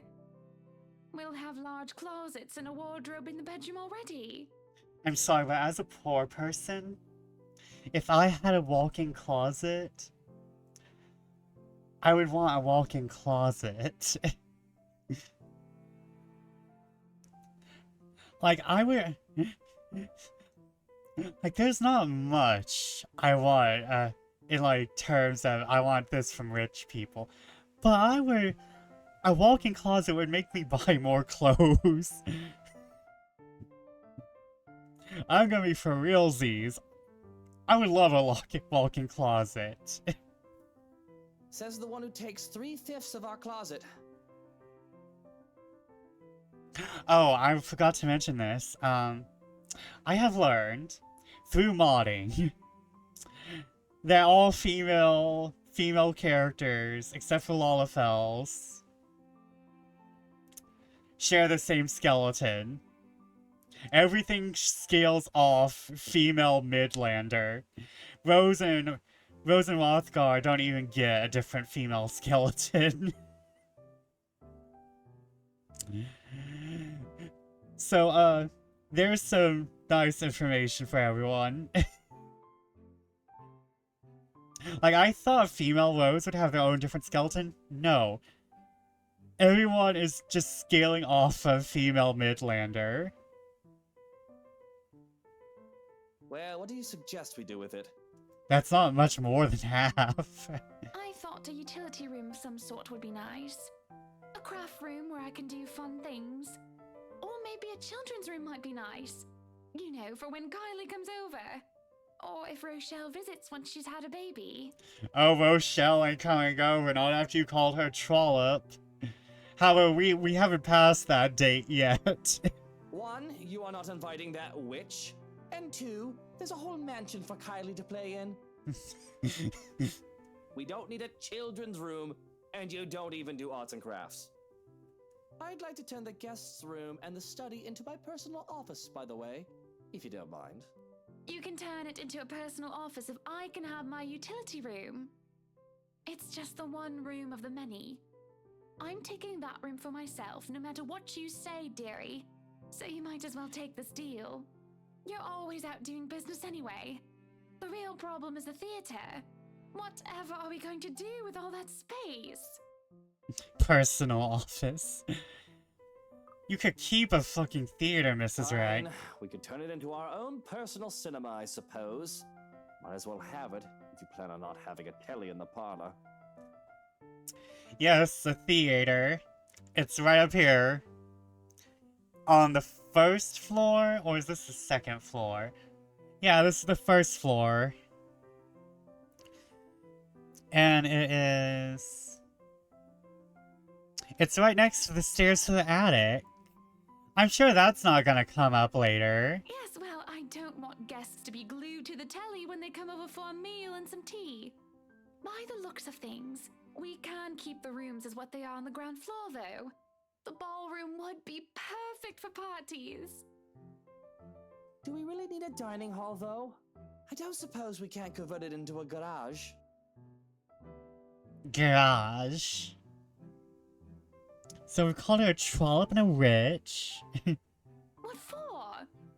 You can park your cars outside. What about that room, right there, in the northwest corner? That's sleeping quarters for the household help? Oh, that is perfect! Johans will be glad if we have other staff members who stayed in. It'd be convenient so they don't have to make the trip from Luxborn to the mansion when they're needed. I saw another one. You can call her a whore. You definitely need a lot more people to maintain a property of this size. The mansion is really a lot bigger than I thought. Look at all these rooms. I didn't even know there was a music room next to the parlor because of what happened. There was a grand piano in there too, when we checked during the tour. Did you hear that, Luke? Maybe you can take up playing the piano again. Oh, you should have seen him when we were younger, Marianne. It's not like I was very good with the thing. Oh, hush you. You were no Mozart, but I loved hearing you play nonetheless. He'd come over to my home and he'd play such fun tunes. He'd sing too, and I'd dance, and it was just... Mr. White playing the piano, I can't imagine it. Same.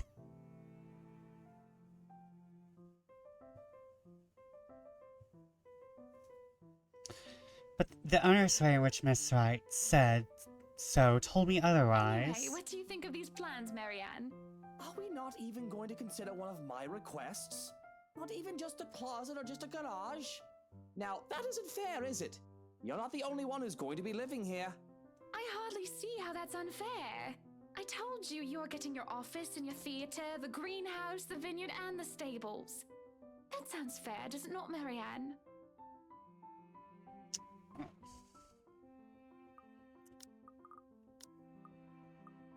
Do I want to side with Draco Malfoy or J.K. Rowling? They sure bicker a lot. I think it turns them on.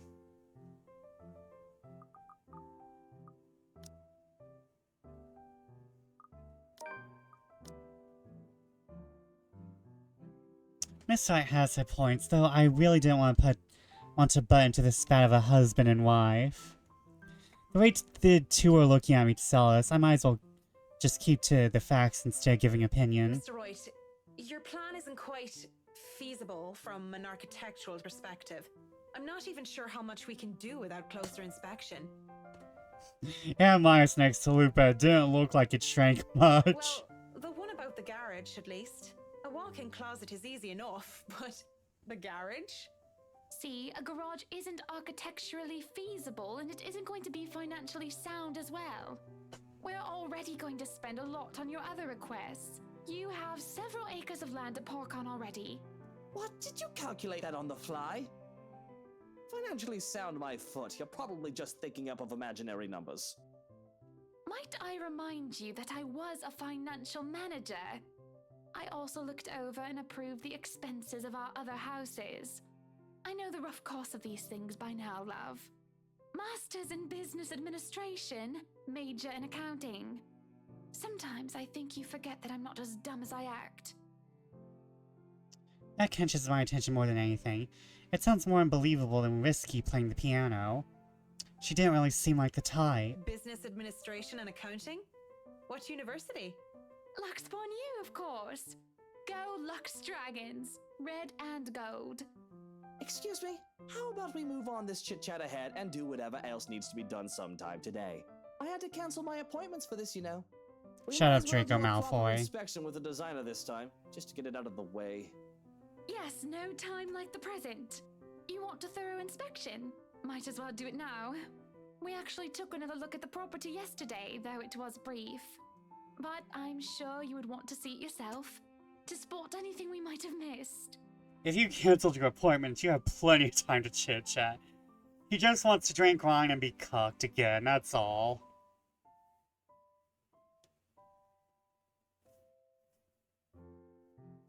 He wants to spend 24/7 in the cuck chair, that's what.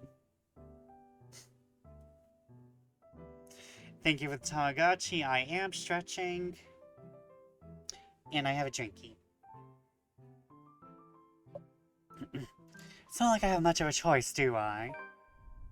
Oh yay, we're going to get haunted. I'm going to kill off Marianne. Doo-dah, doo-dah. Going to the, oh my god, mansion and their rice is an awkward affair. Not only am I worried about scuffing the expensive leather seats, but I'm also worried about getting in the middle of another couple's spat. With the tension thick in the air, I can feel them starting at each other at any time. Nobody's saying anything. Up until Mr. Wright tells his valet to turn the damn radio off. And for a moment, I think he might start. But instead, he just stays quiet, and so do the rest of us. In the end, the sufferable silence stays. I have never been so glad to see a house. Stepping out of the car and up to the mansion meant the end of an uncomfortable ride. I can finally take a deep breath of fresh air. Don't worry, Marianne. You'll never see another awkward car ride ever again. The beauty of the place never fails to make me gaze and wonder every time I see it. Mr. Wright moves towards the front door, keys in hand. I can already hear Mr. Wright plotting. Alright, Johans, we're going to go in, but I want you to look around the place. Familiarize yourself with it. Know every nook and cranny, every inch of the lot. Go and see where we can put that vineyard and the other things we talked about. That emote is me right now, yes. I can't wait to kill her.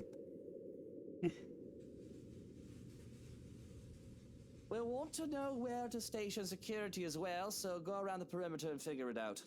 Scout the property and circle the perimeter on foot. This poor gay man. You do know this is 46 acres of land, sir.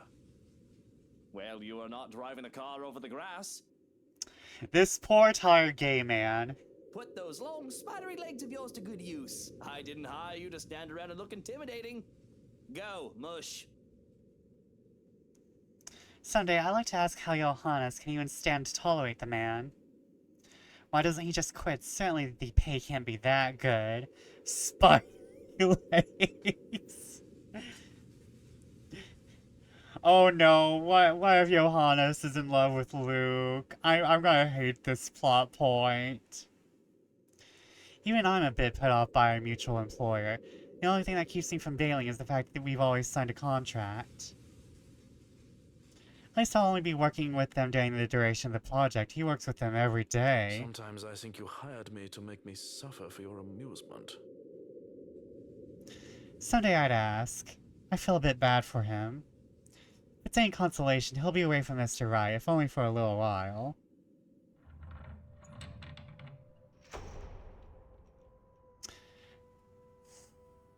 Hey, it's the chandelier again, everyone! Our fave star of the show! This wretched, strange sunlight that is far too alien and rare. Someone calls Sia. Hold on. I'm gonna swing from the chandelier, from the chandelier. I went a little too weird with that, but you know what? It works. I'll just take the week off work, then tell Mr. Wright I was walking around the mansion yard. I would still like the explanations for why there is a lady who looks exactly like Hannah here. And why we have Twink Leon Kennedy.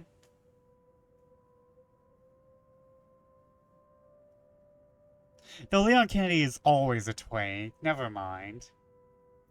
Had been a bit of problem with the missus not knowing which key was which.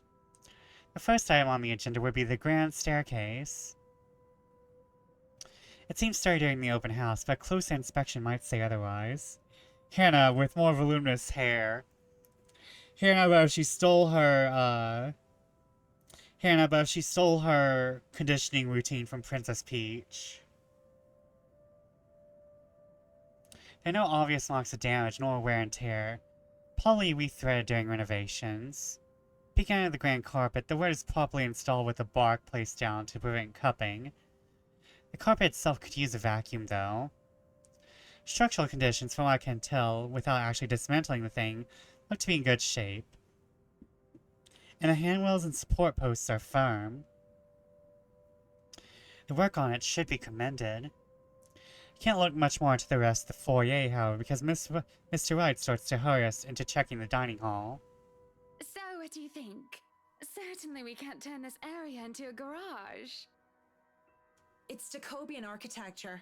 I'd say these would be pilasters and not buttresses, but you never really know.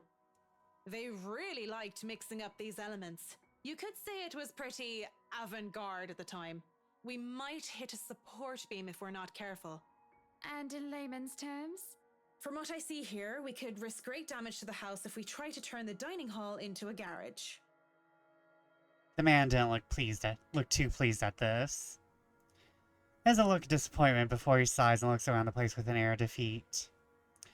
When he moves to speak, I dread another unreasonable demand This again. will stay a dining hall then. But if I may have another request instead, at least spruce the place up with some flowers, some plants, or something. Feels so old and dead in here. That's hardly unreasonable. Daffodils are a must, I presume.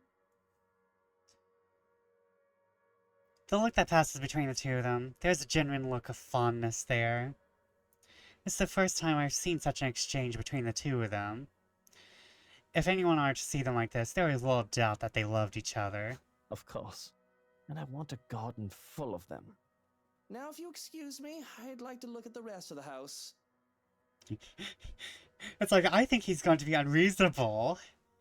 No, he just wants daffodils, you bitch. I'll just be around here downstairs if anybody needs me. That leaves Miss Wright and I. He's quite fond of them, you know. I can imagine. He looked terribly upset when we told him he can't have his garage. I meant the daffodils. We always have a vase full of them in every house we own. Somewhere, I'd like to think. They may be about his mother. He never talks about her. I don't even know her name. He likes to flatter, claim that they remind him of me, but he's always loved the flowers, even before we married. Let's see how Marianne kills this moment. Much like the piano, I didn't take him for a person who liked flowers. Daffodils, least of all. Oh, we have ads. We have ads, everyone. So we get a break. We get a break from Marianne. Thank God. I'm tired of being her. I'm tired of being this bitch. It's like, excuse me, I need a break from being an awful person and voicing an awful person.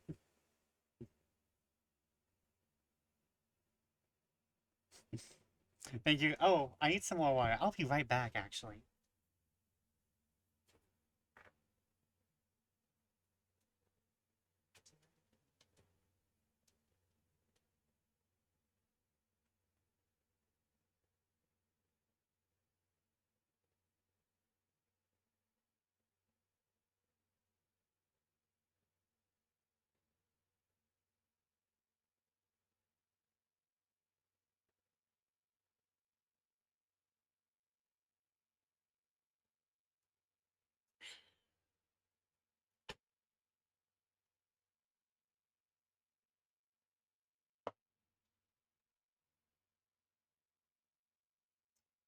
I am back with my water. Stretching. Stretching.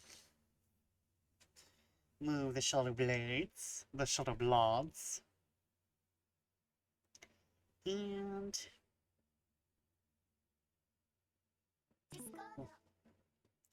Oops. Discordo.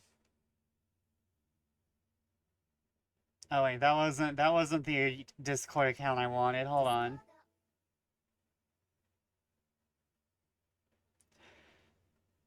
I have too many Discords. I'm trying to write during the stream, but my brain's like dead. Don't worry, I'd be dead too if I was forced to be Marianne. I'm dead too.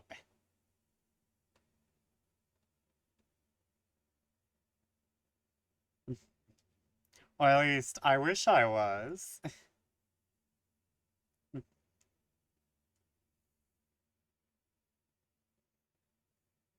Like, Girly Pop, can you become likable for like 2 seconds? Girly Pop, can you become likable for like 2 seconds, please?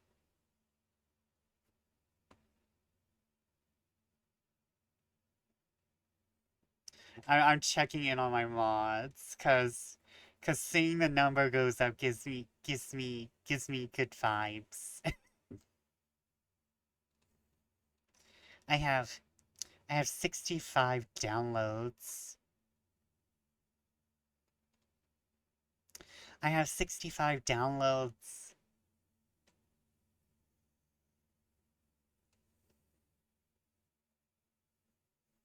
65 downloads on the new one.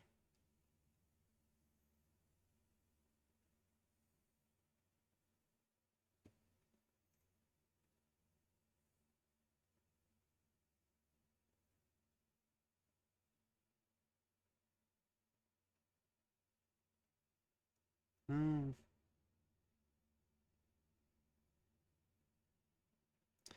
Oh.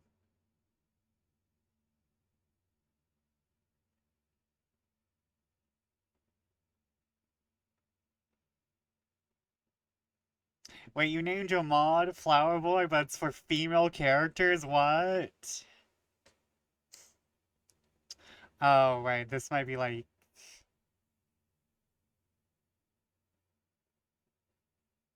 No, wait, it's not for like... You know what, never mind. Fuck this. Okay. I'm sad now.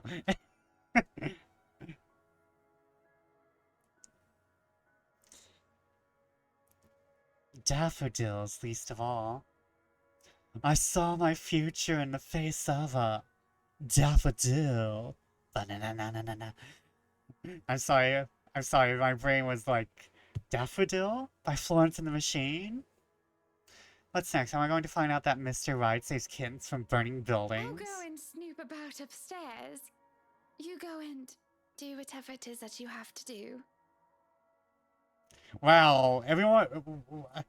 Okay, just split up the gang. And she goes without even asking if I need her here. I'm left standing to stare at the walls. Really, I don't need to do a thorough inspection of the building itself. It isn't really part of an interior designer's job. But the architect in me is committed to doing this task with every project. If I'm going to make a living space that have both form and function, I might as well make sure that the entirety of it is safe for my clients. Since I'm already here, I will move out the dining hall to check things off my punch list, if you will. But when it's time to move on, I hesitate. Mr. Wright said he'd be somewhere around here on the ground floor, and I really didn't want to be alone with Whiskey. To look through the place eventually, sure. But on the other hand, I can do it later when he's gone. I can go upstairs first if I want to. Either way, you're insufferable.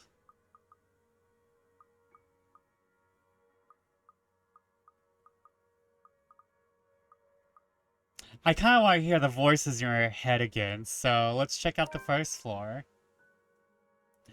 I've seen enough of this floor during the open house. Of course, I know that is a convenient excuse, and I don't want to be in the same room as Whiskey anytime soon. So I might as well just go upstairs first. The banisters on the grand staircase's landing are solid and at a proper height. Any lower and they would be trouble. There's a small catch in the carpet, though. As long as nobody tries to run down the stairs until it gets fixed, things should be alright. And a stained glass art. Restored, no doubt. An image of the last lady and lord of Ermengarde. Or supposed to be until Lady Charlotte's fiancé was brutally murdered. By a witch of all things, from what I've read.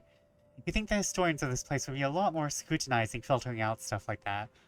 Listen, if it was a witch, it was a witch. Brutally murdered by a witch. It was deserved.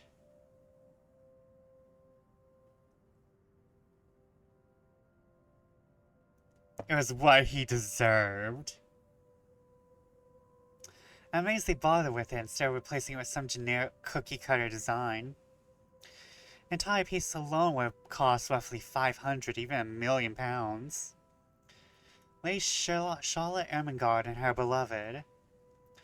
Looking at the mosaic, it's not too far a stretch of the imagination to believe that the depicted images could be Mr. and Mrs. Wright. It can be easily assumed as such, if one doesn't know the history of the mansion. Uh-huh. Really, a piece like this should be protected by the government as a landmark. But what can I do about it? Why does this place have so many chandeliers? I gotta go to bed. No. No. But okay. I know you have work tomorrow. Time for sleepy time, Silver. You sleep well and you dream well. And you get all nice and cozy in those covers. And don't stay up this time. Don't stay up this time. Walking to the East Ring, I tried to go into the theater, but I met with an obstacle. What the fuck? But so there weren't patches here, were there? The obstacle is as locked doors. Okay, I guess we're talking in third person now. 2 doors, and both of them are locked. I'd be frustrated, would be, if I hadn't always snuck off while the Wrights were having their little business meeting with Miss Cooper before I take a peek. With what Mr. Wright wanted, we'd have to install a powerful projector, the type they use in cinemas, and a projection screen. The seats would have to be reupholstered, if they were to be any comfortable, and the walls would have to be covered in dark material, paint, wallpaper, or install wall-to-wall carpeting. Really, all the rooms I could be jealous of, it's this one. I could just picture myself in there, watching old kung fu flicks on a weekend long. Can you have one personality trait that slots in with the rest of them, Marianne? Can you stop having... Does she have did? She could have did. Makes me wonder what kind of movies Miss Wright would like. Rom-coms, perhaps? Her husband, on the other hand. I'd rather not think about it. In the middle of my notation and planning, I don't even realize I'm not alone, until I'm caught standing in front of a locked door like a fool. Were you meaning to go in there? I'm afraid we won't be able to open it up today. Oh well, I wanted to, but it's fine. I can still survey the rest of the place. Apologies, but the key was missing when they were handed over. They told us that they'd get right back to us with it. What? But aren't they supposed to hand over all the keys once property changes hands? That can be grounds to file a complaint. They were already kind enough to let us move in so early. There's no need to raise a fuss about it. Worst comes to worst, we can call for a locksmith. Air is heavy and somber when she goes quiet and glances out the window. Out towards the vast expanse that surrounded what would be their house. Their home. She looks back at me with a sigh and a bitter smile. Flowers. Yellow flowers. Daffodils, dandelions, and sunflowers and the sort all up front. Just a whole garden of them. They'll make the house look lovely, won't they? Of course. A garden is a wonderful addition to any home. As I say this, her eyes roam over me, scrutinizing and thoughtful. I had to hold back the shiver that threatens to run down my spine at being inspected so closely. Yes. It must be nice. We're still talking about the gardens, yes? I mean, not having to worry about what another person thinks of you. What do you mean by that? She lifts her hand and points to her wedding ring before it falls listlessly to her side. Sometimes I wonder what would have happened if I didn't marry Luke. There'll be no fights about walk-in closets or silly helipads. I could do with this place as my heart desires until there's nothing but content. Then again, I wouldn't have bought this place if it wasn't a gift for him. I probably wouldn't even be in Luxbourne if it wasn't for him. Girly Pop, why you like this? Maybe I would have moved to London, Manchester, or Birmingham. I might have even left the country altogether. France, Germany, Spain, Canada, Sweden, even America. The possibilities would have been endless. The shade. Even America. I feel that, though. I want to get out.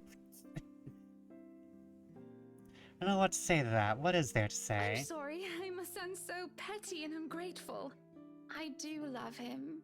So very much, even if he can be a bit difficult at times.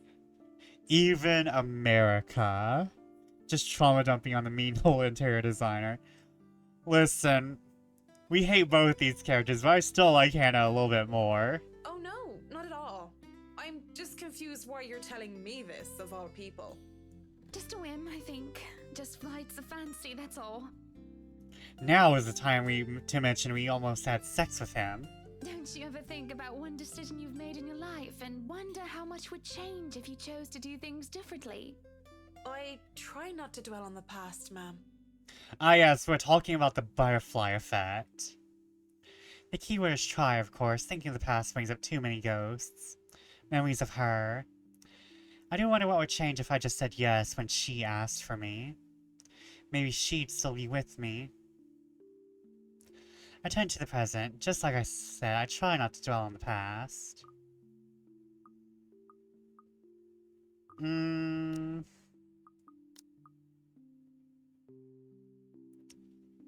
must have been quite the pair, Mrs. Wright. Hannah Evans and Luke Wright taking Luxbourne by storm. At least, that's what I've heard. That gets a giggle out of her. It cannot be blamed if I like the way her eyes crinkled or how she sounded when she laughed. Quite the celebrity couple, according to all the newspapers. But it wasn't always that way. Father certainly didn't approve of him at first. Why, he told me to stay away from him. Told me that I was too good for him. That's the usual overprotective dad speak, though. But of course you know that. I don't. I was too busy keeping my grades up at boarding school to maintain my scholarship. Never mind the fact that I went to an all-girls boarding school, so my father never had any reason to fuss over boys trying to date his little And girl. what did you tell him? Considering you are Mrs. Wright now, you or the mister must have convinced him otherwise. Yes, well, I told him I was my own woman and I could decide who was deserving of me or not on my own. Thank you very much. That never stopped him from making sure Luke couldn't get anywhere near me without an escort and a guard anyway. Though he certainly wasn't that overprotective when I was dating Jack. Maybe your father considered this Jack a more capable man? I doubt it. Jacqueline was nowhere close to being any sort of a role model when we were in college. She was rebellious, reckless, and immature. Everything I wasn't. Oh! But she was quite the charming, stunning woman, and I think that made her quite likable. That takes me by surprise a lot more than by the fact that Mr. Wright's father-in-law didn't like him. That much was to be expected, but this? I had nothing against them because that's their thing, though the nuns and priests would say otherwise. Although, wasn't she worried about the implications, the rumors that were arisen about her dating another of the same sex? Oh, so Mr. Wright bats for both teams. I mean, like, we had that confirmed already by looking it up, but especially with someone of her social You status. look surprised, Marianne. The first thing anybody needs to know about me is that I go after what I want. And when it comes to who I love, it doesn't matter to me whether they're a man or a woman. It's a nice enough sentiment. Still, I thought this lovely lady before me had once been with another woman. I can feel my cheeks heat up a bit and I panic, thinking they might be red enough for Mrs. Wright to notice. I can't tell, though a coy smile graces her Legs, lips. we called her, because of how often she was running about because of one thing or another. Climbing up walls and, what do they call it now? Parkour. And also because of her, well, legs. And you went after her? Not right away. When I first met her, I wanted nothing to do with her. She was so improper and uncouth.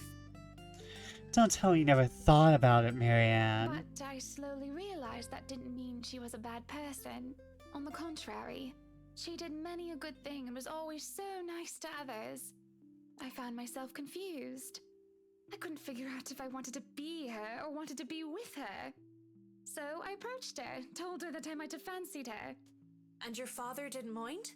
He must have thought it was my form of rebellion. But he never watched out for Jack as much as he watched out for Luke. If I didn't love my father so much, if he hadn't raised me right, I think I might have told him to bugger off. He's never been more attentive of me than when I started bringing home dates. I'm sure he loved you very much. She laughs once more, a glow about her. I know, she says with a small smile. I suppose I've taken too much of your time with my silly stories. You still have much to inspect. I still have most of this floor, and I'll want a quick run-through of the ground floor again later. I shan't keep you from your work any longer then. Just call me if you need anything. I'd like to look around myself. When she turns to leave, she glances back at me before disappearing into the foyer. Look out the window from where she was standing, and I move on. One with nothing but my thoughts and her. Finally, some peace and quiet. Thought the old biddy would never leave. It's utter madness, this hearing things. I reckon it's the stress, though I don't know what exactly I'm stressed about. If meeting Mr. Right has really thrown me for a loop, I'd be worried. If I'm developing some sort of psychosis or disorder, well, I call a doctor. Hopefully it isn't that. Not right here, not right now. Who's the voice actress there? I think it's supposed to be Hannah's. It could just be that the personal talking cricket, the conscious, so to speak. I'm only noticing now. Though if it isn't very helpful. Pushing the dilemma of voices in my head aside, I go back to work. I can barely make a few steps before everything tilts and shifts. Don't really stumble, but it feels like I'm being thrown off my feet, and the rest of the world just follows. Though my feet stay firmly on the ground, even I stay mostly upright, I feel like I've been heaved and put off balance. I have to close my eyes in hopes of reeling the sudden sense of vertigo away, but when I open them,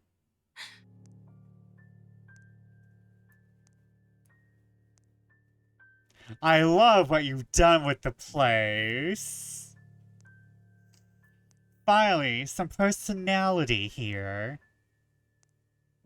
Oh, and a fog machine? For me? Aw. You know just what I like. I don't feel any less sick because of the sight that greets me. Blood drip from the walls and the ceiling, pulling downwards and seeping into the curtains and the carpet.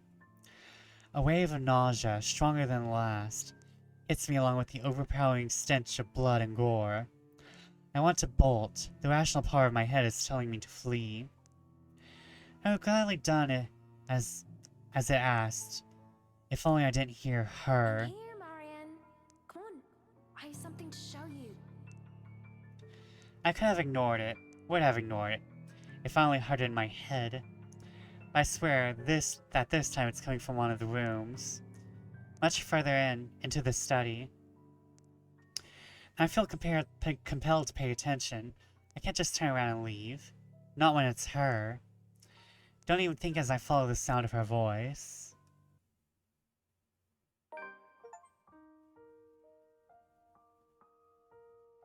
Lorraine. Lovely Amanda Lorraine. La Sforana. La Sophiona. She was my friend, the only one I had at St. Samthane's. As a scholar, the charity case, in a school for privileged and prestigious young girls. They all looked down at me, if they cared to look at me or acknowledge my presence at all. All except her. Oh, stop your crying. You know better than to listen to Maeve. Why, I ought to teach that butterface a lesson. Wait, no, lass!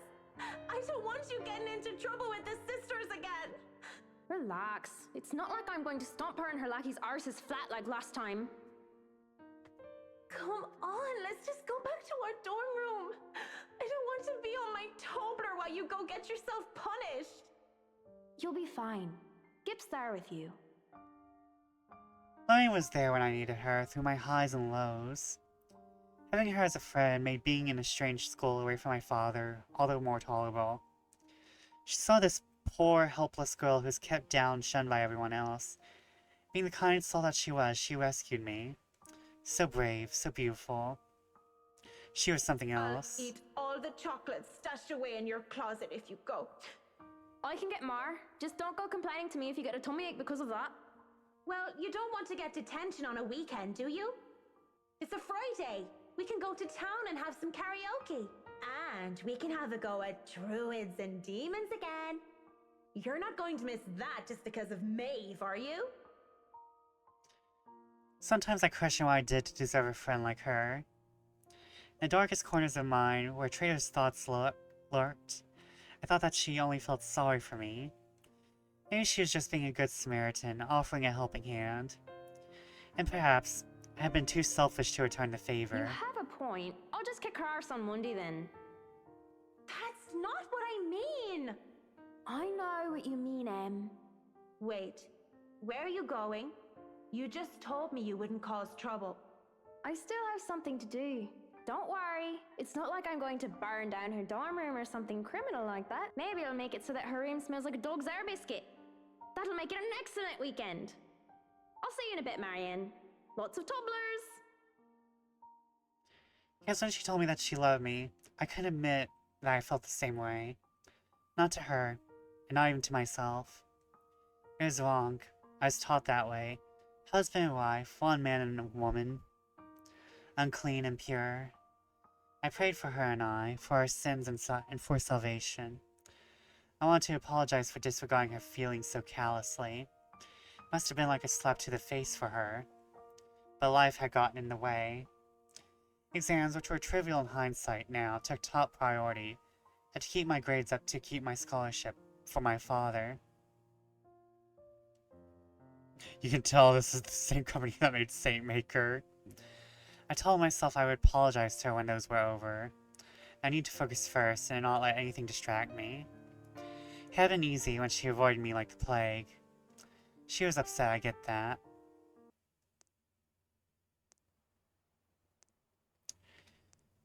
I thought I had time to make things right, but... At 7 in the morning, students found a 5th year dead. Ah, God. Assumed to have fallen from her dormitory window. They told us it was an accident. That was the official statement. But I knew better. She was dead because of me. May have had a hook and I kicked the bucket, didn't she? Okay, so it isn't Hannah. Okay. Ding dong, the witch is dead! She had, though she didn't say which, Lorraine. But at least Maeve had the courage to admit how she felt about me. I don't even know how long I've been stuck here in a trance. In the mirror, Lorraine smiles at me. She's as beautiful as I remember her. But then... I feel bile rise up in my throat as her clean image warps into how she looked like when they found her lying dead. When they found her dead, lying on the cold and hard ground. Good Saint Dimpha, great wonder worker in every affliction of mind and body, help me. I'm seeing things, hearing things. Am I going completely insane? Looking everywhere but at her, I hope and pray it's enough to will whatever this is to go away. It doesn't even immediately register in my head that I can just leave. You, on the other hand, can't even look me in the eye. This isn't real. You're not. You're dead! I'm dead. Because of you. And you won't even look at me. Look at me. My breathing quickens and I can feel my heart being torn apart by her words. I'm so sorry, Lorraine. Look at me! I can't take it because she's right. It was my fault. Least I can do is look at what I've done. Lorraine, broken and bleeding, looks at me with such hate-filled eyes. An unnatural smile stretches across her face and I can only see malice in it. Then she lunges as the mirror ripples around her form, glass parting like the water's surface for her. She grips my shoulders and I can feel her nails dig deep. Sharp even through the fabric of my clothes. Oh no! My keyboard isn't working! Oh no!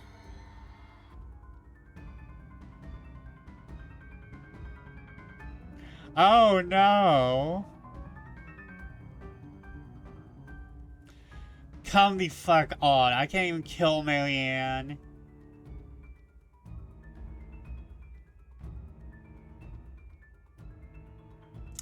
I am disappointed in you, game. Why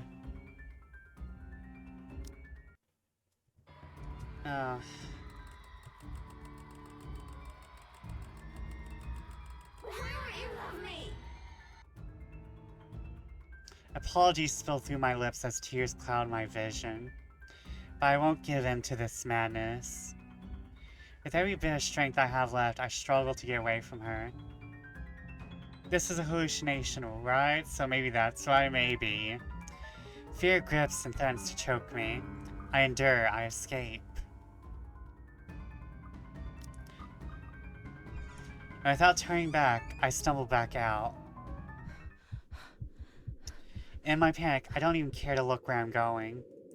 One hand on the wall to stay me, I just hobble as fast as I can away from the study. Man, I really wanted you to die. Away from that mirror. Freedom is bittersweet.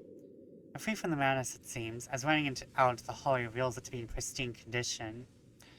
That means I've turned my back on Lorraine, again.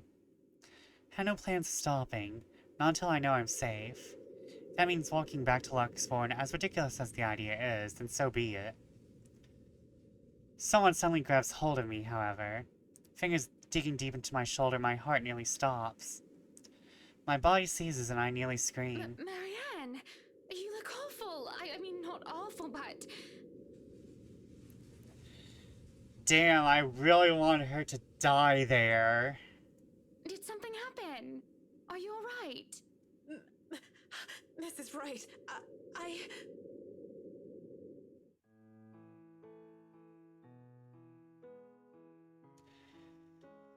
I can't even.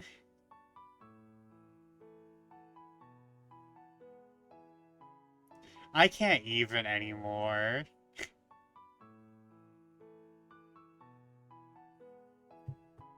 What is this? Save me from myself.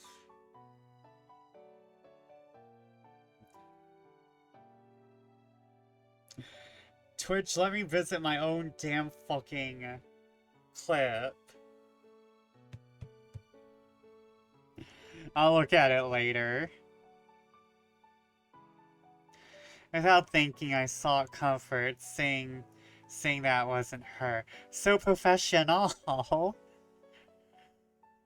Yeah, I'm sure diving into your client's breasts is the most professional thing a person can do. What's your profession, Marianne? Prostitution?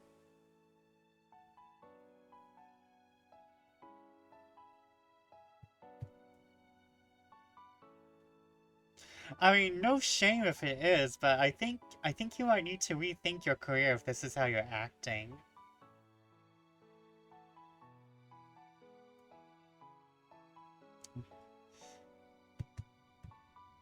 It was such an impulsive thing to do, and had I been in a better condition, I wouldn't even dare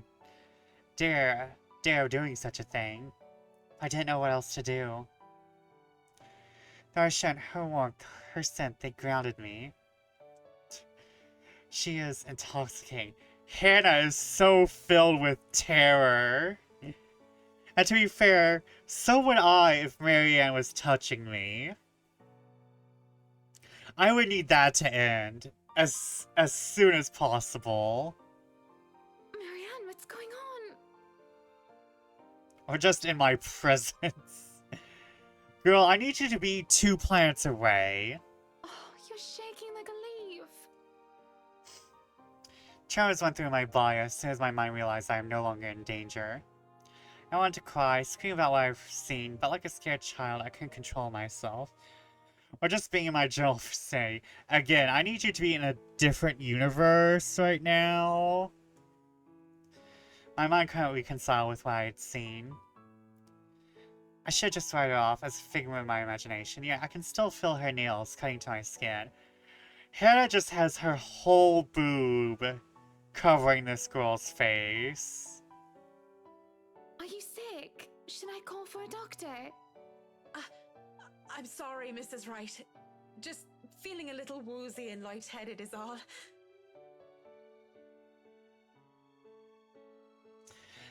Hannah, you have one job right now. Kill her. Kill her now. Kill her with your boobs. You can do it. I believe in you.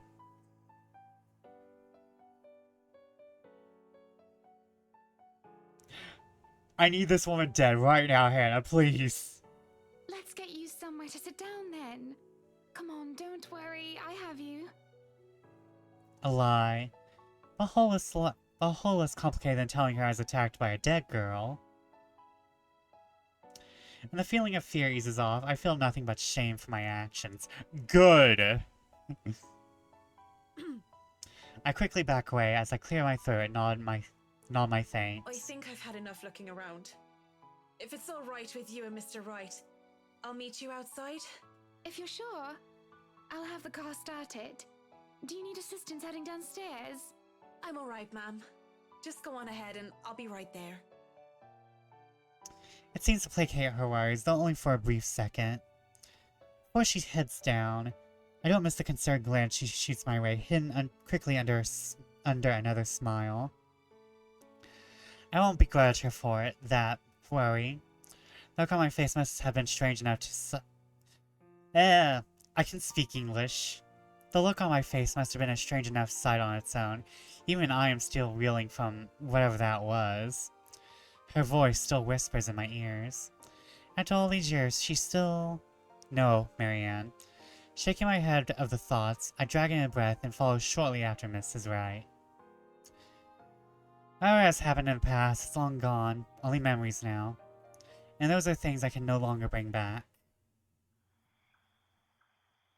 It's already dark as we make our way out of the mansion. With no lights, we are only illuminated by the headlamps of the Wright's car and the stars above us. The sight of them helps me compose myself much more than the several minutes of being alone did. The car's engine is running, yet the two still stand out on the lawn. Mrs. Wright is busy, eyes up to the stars. Mr. Wright, arms crossed, has his eyes down on the ground. It is the country grass under my heels that brings their attention to me. About time. What took you so long? A minute longer and I'd think the house swallowed you all up. Oh, hush, dear. I'm sure she has her reasons. Marianne doesn't seem the sort to idle. Sorry, I was just checking on something important. See, business is business and they take time, love. You should know that better than anyone. So, Marianne, what do you think? Are you the woman for the job? I know we already signed papers hiring you, but I want to be 100% sure that you are committed. Committed to the asylum, maybe. I glanced back towards the mansion, knowing what I'd seen there, or rather who I thought I saw there, because there's just no way. Not to mention how I acted towards Miss Wright, for goodness sake. I should feel the slightest bit hesitant. I was lucky. I've seen enough films to know what happens when a promiscuous woman enters a haunted house. Are you calling yourself promiscuous, Marianne, or are you calling Hannah promiscuous? This is my chance to tie it down, make excuses, say I'm not up to the task. I need to take care of my old sick father. Just pay the fine, which is probably outrageous for a contract like this, and let it go. I should tone it down. But for some obstinate reason, I can't. The same manner I haven't let go of her. With the regret that has shown me since that day. Much as I hate to admit, even to myself, seeing her again, the mischievous glint in her eyes, the loose tendrils of her hair curled around her forehead. It's something I've terribly missed, and now that it's here, almost within arm's reach my father would tell me, sometimes you simply have to go through with it. Consequences be damned. Oh, I can't wait for you to die. And well, I don't really have any logical reason to say no. At least not something a client like the Wrights would want to hear from a professional designer. It's certainly an interesting project. You can be sure I'm seeing it through the end. Hannah is her replacement goldfish now. Oh no. Oh no. None of these people are right in the head.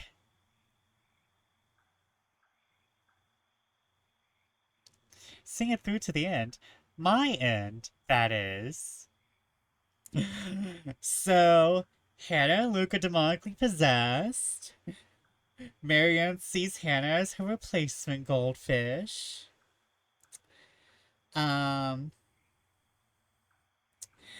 Rebecca is an NPC, but she's likely so yander. We're not even ready for how yander she's probably gonna be towards Ashton. Isabel, Ashton, and Zachary are the only sane people, I feel. Such dedication. Oh, I do love the determination. Luke is gonna be demonically possessed in his cook chair. You were always determined like that, weren't you? Hearing her voice once again sends a chill running down my back. I can't wait for this day to be over. From the mansion and through Anselm, I rode with them in silence. As soon as we hit the say proper, I asked to be dropped off and bid them good night. I thought it'd be best if I didn't stay too long in the confined spaces with either Miss or Mr. Wright. Both seemed to cause me serious trouble, and if the project had been any less interesting or grand, I would have dropped it without a second thought.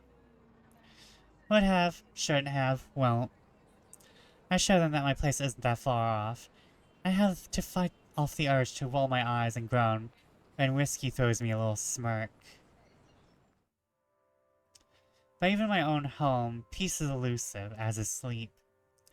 I lie awake thinking of what I saw in that mansion, of who I saw. If I so much as hear a single whisper from her, if I so much as see a wisp of her hair, I'm afraid I'll go mad. But none of that happens. It makes me feel hollow. For 2 nights I've had trouble sleeping.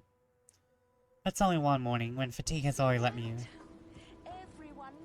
System Chalk! Welcome in, Raiders! My name is Vesper Fortune, bad of fortune, witch of fate. And I'm here to help you change yours. I play a variety of games, and right now we're playing The Letter, which is probably the most visual novel of visual novels of all time. How are you, system? Let me give you a shout out.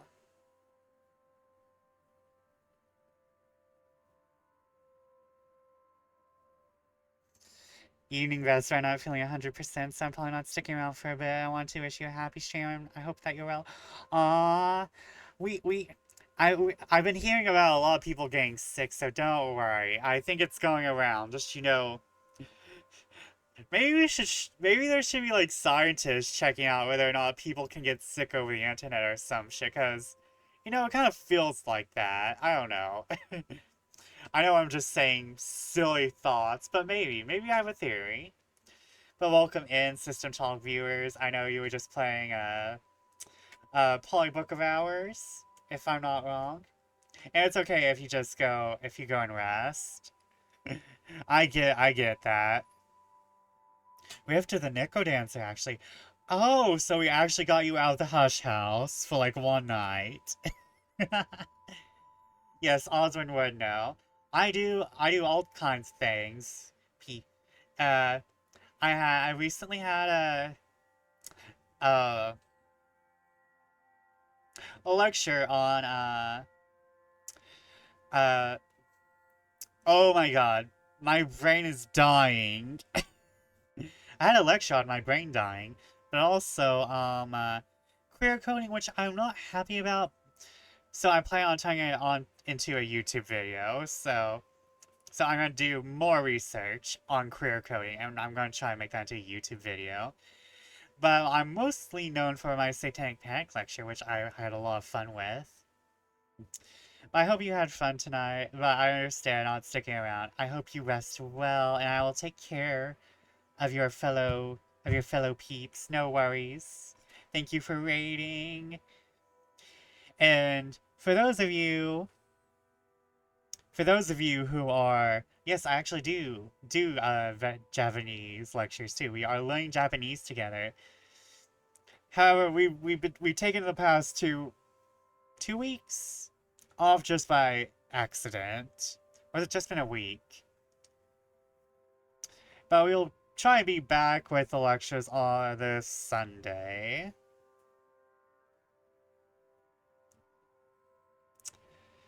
But for those of you sticking around, hi, we're playing The Letter, a visual novel where we have the absolute worst people to play as. But you know what? We're making fun of them, so we're having fun. But it's only one morning, when fatigue has already let me rest, that I'm reminded of what terrifies me so. In my restless dreams, I see that place. Silent Hill. No. In my restless dreams, I see that mirror. The one in the study. And in it, I see her. I see them. Oh no. Oh no, we are in Silent Hill, never mind.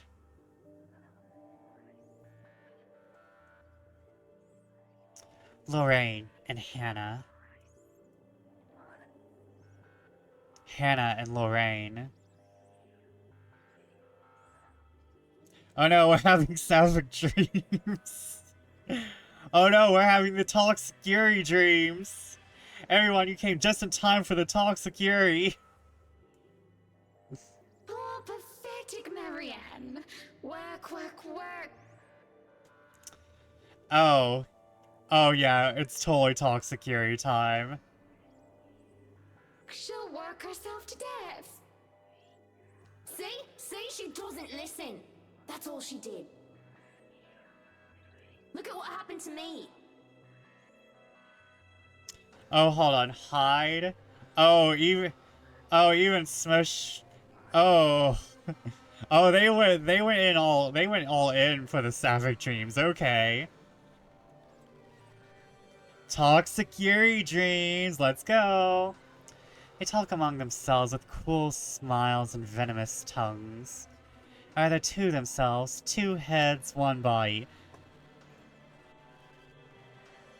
I think there's 3 boobs there, but that's not something to argue about.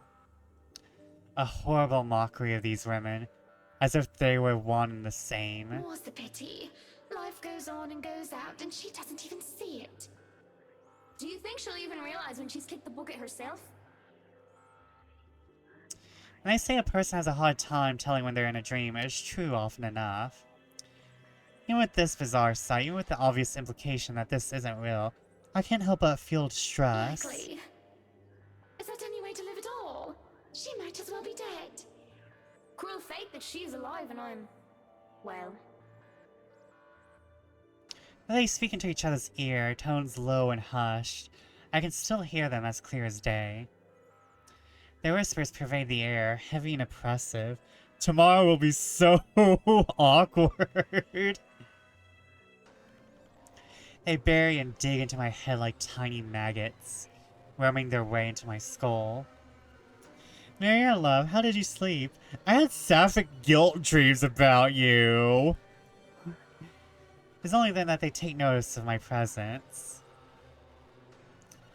Eyes turn towards me and I can only feel small under their scrutiny. I had really awful toxic Yuri dreams. I didn't have fun.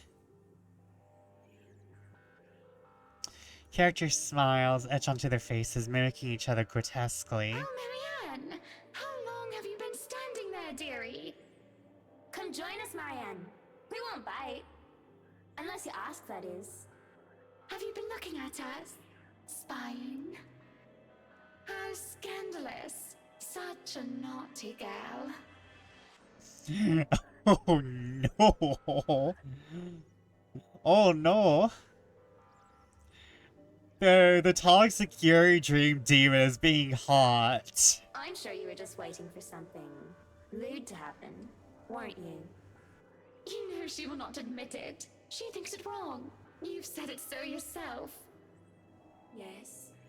She thought me wrong, impure, abnormal, because I loved her.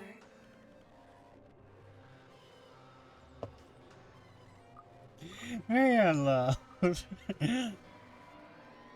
My breath hitches, and I open my mouth to protest, but they stop me, screeching. The mirror that holds them cracks, lines spidering across its surface. Do not lie. We know the gluttonous thoughts you try to deny, girl. All those desires you bury beneath that sickening guilt. Again, I can tell these guys made Saint Maker. You act the martyr when you turn the bed you lie in into your own hedonistic hell. are nothing but a tainted soul with filth-stained flesh held together by falsehood and pride.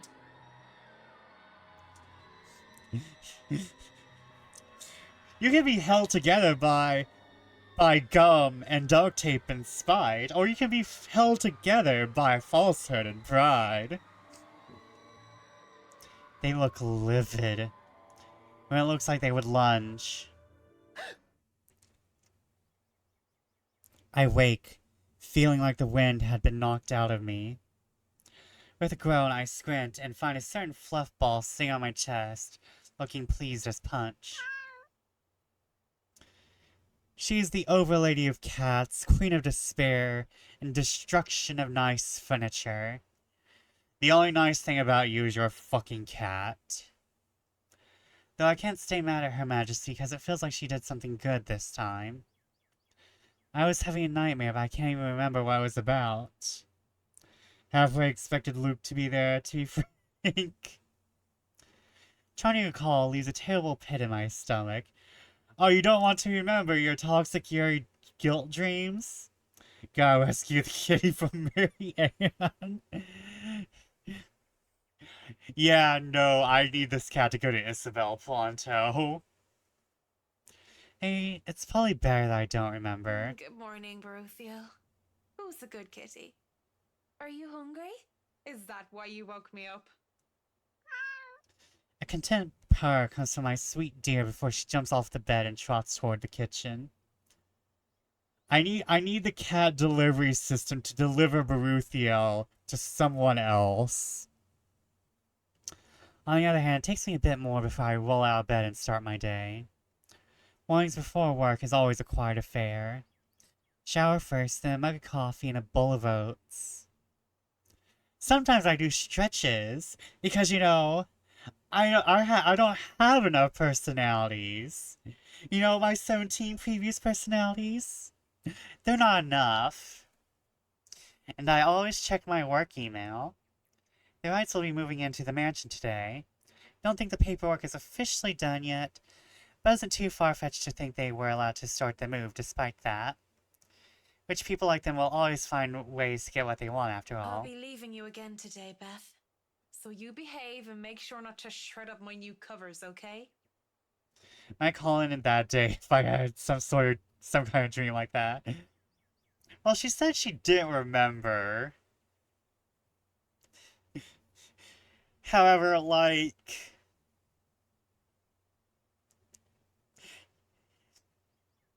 I would probably remember Toxic Yuri Dream Guilt.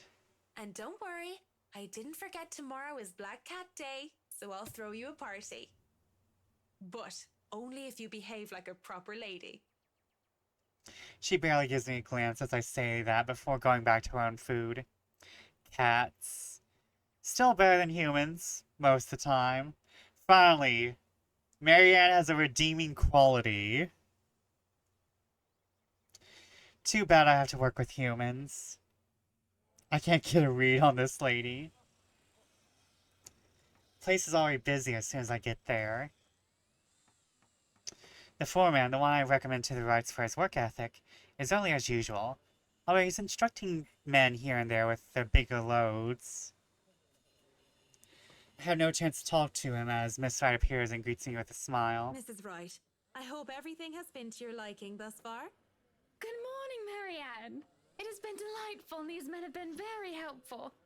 I've been flirting with all of them. Look at all this. It's so busy here. I'm getting tired just looking at them go. No complications so far with the movers or the previous owners of the mansion, I hope? If anything, the only one being problematic is Luke, if I'm to be honest. He can be such a diva, but I do like that about him. She stops, looking up at the upper landing where Mr. Wright comes through with two other movers and the mirror from the study. Oh, do be careful with that mirror. We wouldn't want anyone getting hurt because of broken glass. Why are you even having it carried around? Oh? You did say you didn't want the mirror, and I keep getting distracted by it. Oh no. There's shit in that mirror. I mean, there's shit all over in this house. I don't even know what the fuck is up with this house. Why is there a Japanese spirit in this fucking European mansion? If I'm going to turn the study into my office, I'd rather not have it there. Where can we put this? Well, you are not putting it in our room. Why don't you go, I don't know, put it in the wine cellar for now? We can figure out if we'll store it in the attic or somewhere else later, yes? Oh. That explains the... You heard her, boys. To the cellar it goes. Mush! Well, that explains how the ghost got into the cellar. The movies bring down the mirror one step at a time, no matter how much the man tells them to hurry. An unsettling feeling grows in my stomach as I see our reflection in the bloody thing. And I look away, not wishing to risk anything. If I seen Lorraine's image in the mirror now, I wouldn't know what I'd do. I don't have the luxury of privacy right now, and I'm not going to break down in front of all these people. So put the large, heavy, fragile item in the cellar, but later put it in the attic. That totally makes sense. They're rich people, they don't have sense. They have other people to hire to have sense for them. Miss Ardon shakes her head and laughs at her husband's antics as they try to take the mirror out of here. They have enough money to buy sense. I wish they have their own damn own, but you know. He's back at it again soon enough, pointing men here and there. Too rich for sense. Exactly. I say he's the man with the plan, but so interferes with the layout and design that we've agreed upon before. Not to point it out, but... It's better you let him realize his mistakes on his own, rather than tell him of them. That way you do not get blamed for his actions. It is more fun, too, to tell him, how does they say it? I told you so, once he slips up. Been working with him long enough to know that, huh? It's not like I plan to make too much of a fuss. Unless he changes what is actually crucial. It happens often enough, when one is made to accompany him nearly all hours of the day. Up, higher, come on now. So he could be at least be less pushy about Careful things. now. I know your pictures are framed by cheap plastic, but those are framed by African Blackwood and are one-of-a-kind commissioned paintings. Each one is easily worth a lifetime of what you lot make. It's surprising how hands-on he is compared to my usual clientele. Well, both of them are, actually. It's refreshing to have them participate despite their initial reluctance. Luke, do the dishwashers go into the kitchen or the butler's pantry? What a dick, yeah. Pantry, Buttercup.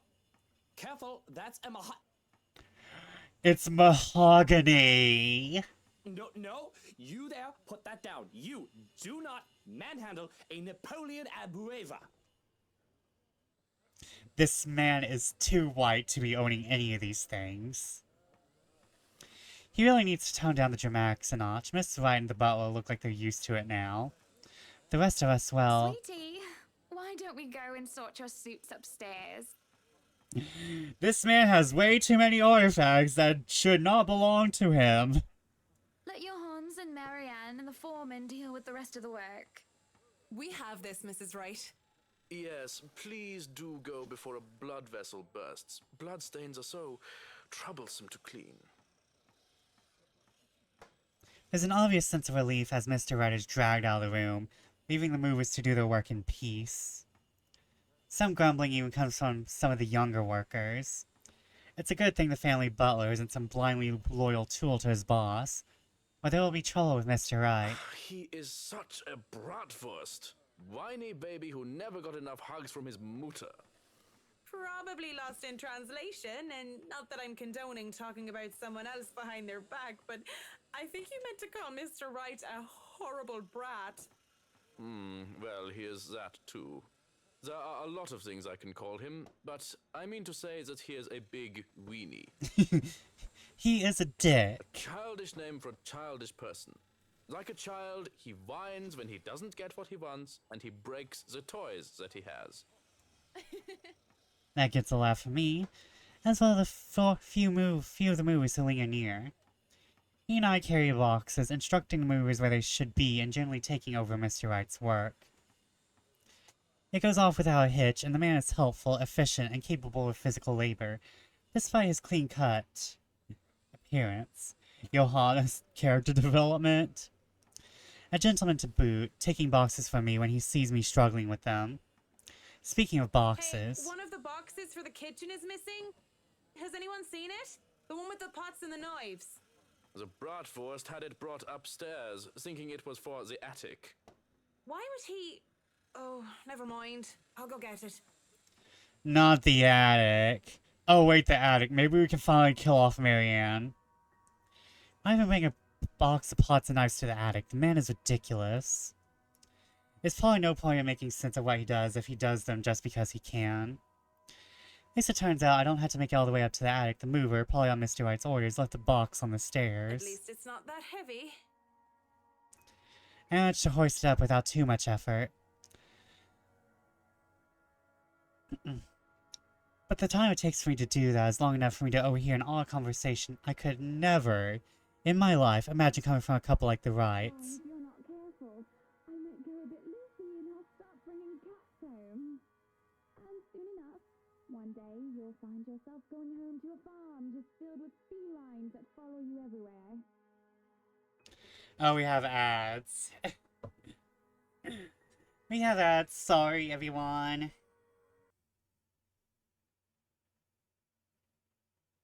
I'm going to check my massages.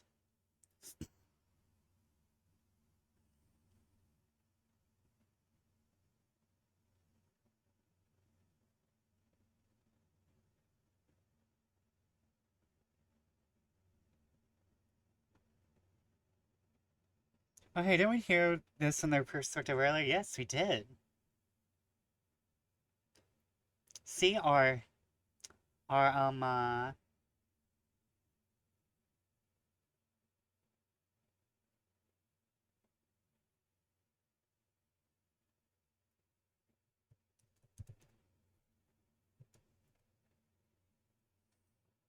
so now we might actually see our choices in progress.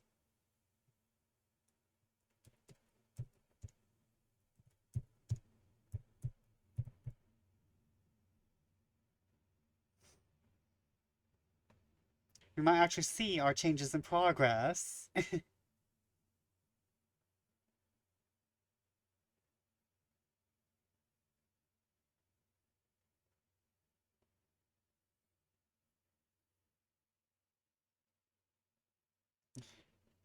I don't think we actually get to see something live.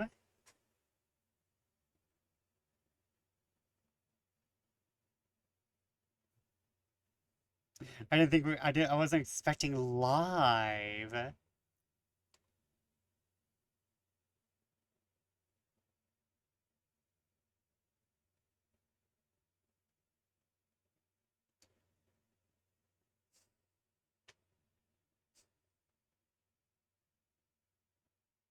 I'm sorry, I'm just doing stuff while I wait for ads to be over.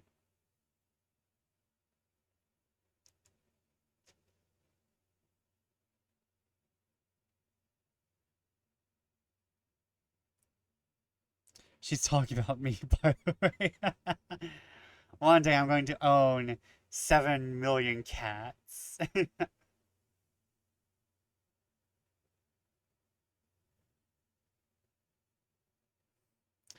Yeah, like once you get one, you kind of want two. And it just down spirals from there.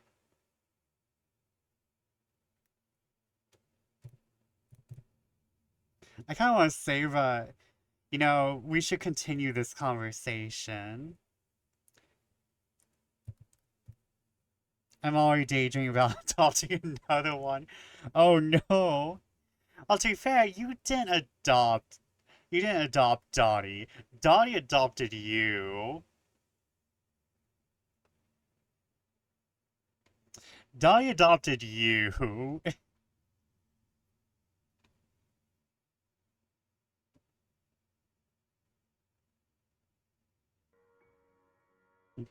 And we're back from ads. Welcome back, everyone who does not have a subscription. Oh, don't bluff. The things would shred up your precious furniture. Besides, you don't even like cats. I love another kitty, but Penelo's very much a solo cat. Spoiled little baby, aww. True. Dogs are infinitely superior, of course. But Dolly has a friend, yeah. Dolly was an outside cat. Not to mention, you still have Zod. I also love the name Penelo. I really like Penelo, but Final Fantasy XII just kind of...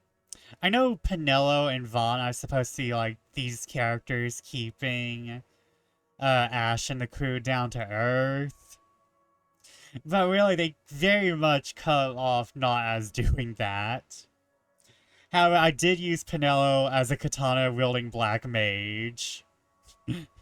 Like, when she came back into the party, I mastered all of black magic with her.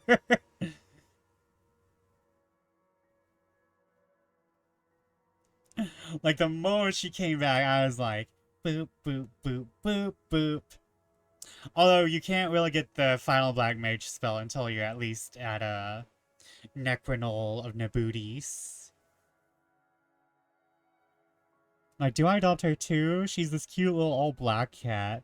Maybe.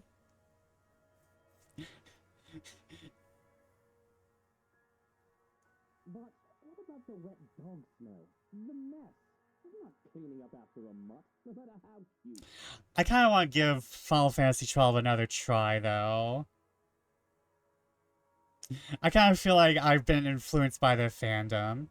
Get you a suit spite, yes. Get you a little suit cat.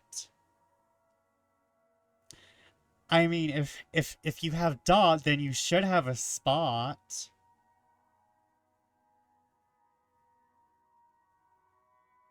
If you have a Dot, you should get a Spot. If you think about it, a cat would be better. For once, I'll have to agree with Whiskey on this one. Though I can live with Miss Wright being a dog person. She's hardly social with me or anyone else. You really did adopt that one. I'm better than anyone else cat. Everyone's just living with me. But as amusing as this conversation might get, I shouldn't get caught eavesdropping or slacking off on the job. At most, I should be looking at ways of possibly soundproofing certain rooms. Perhaps bringing it up if they don't realize the lack of it. I really should... You know what? You don't deserve it. I hate you.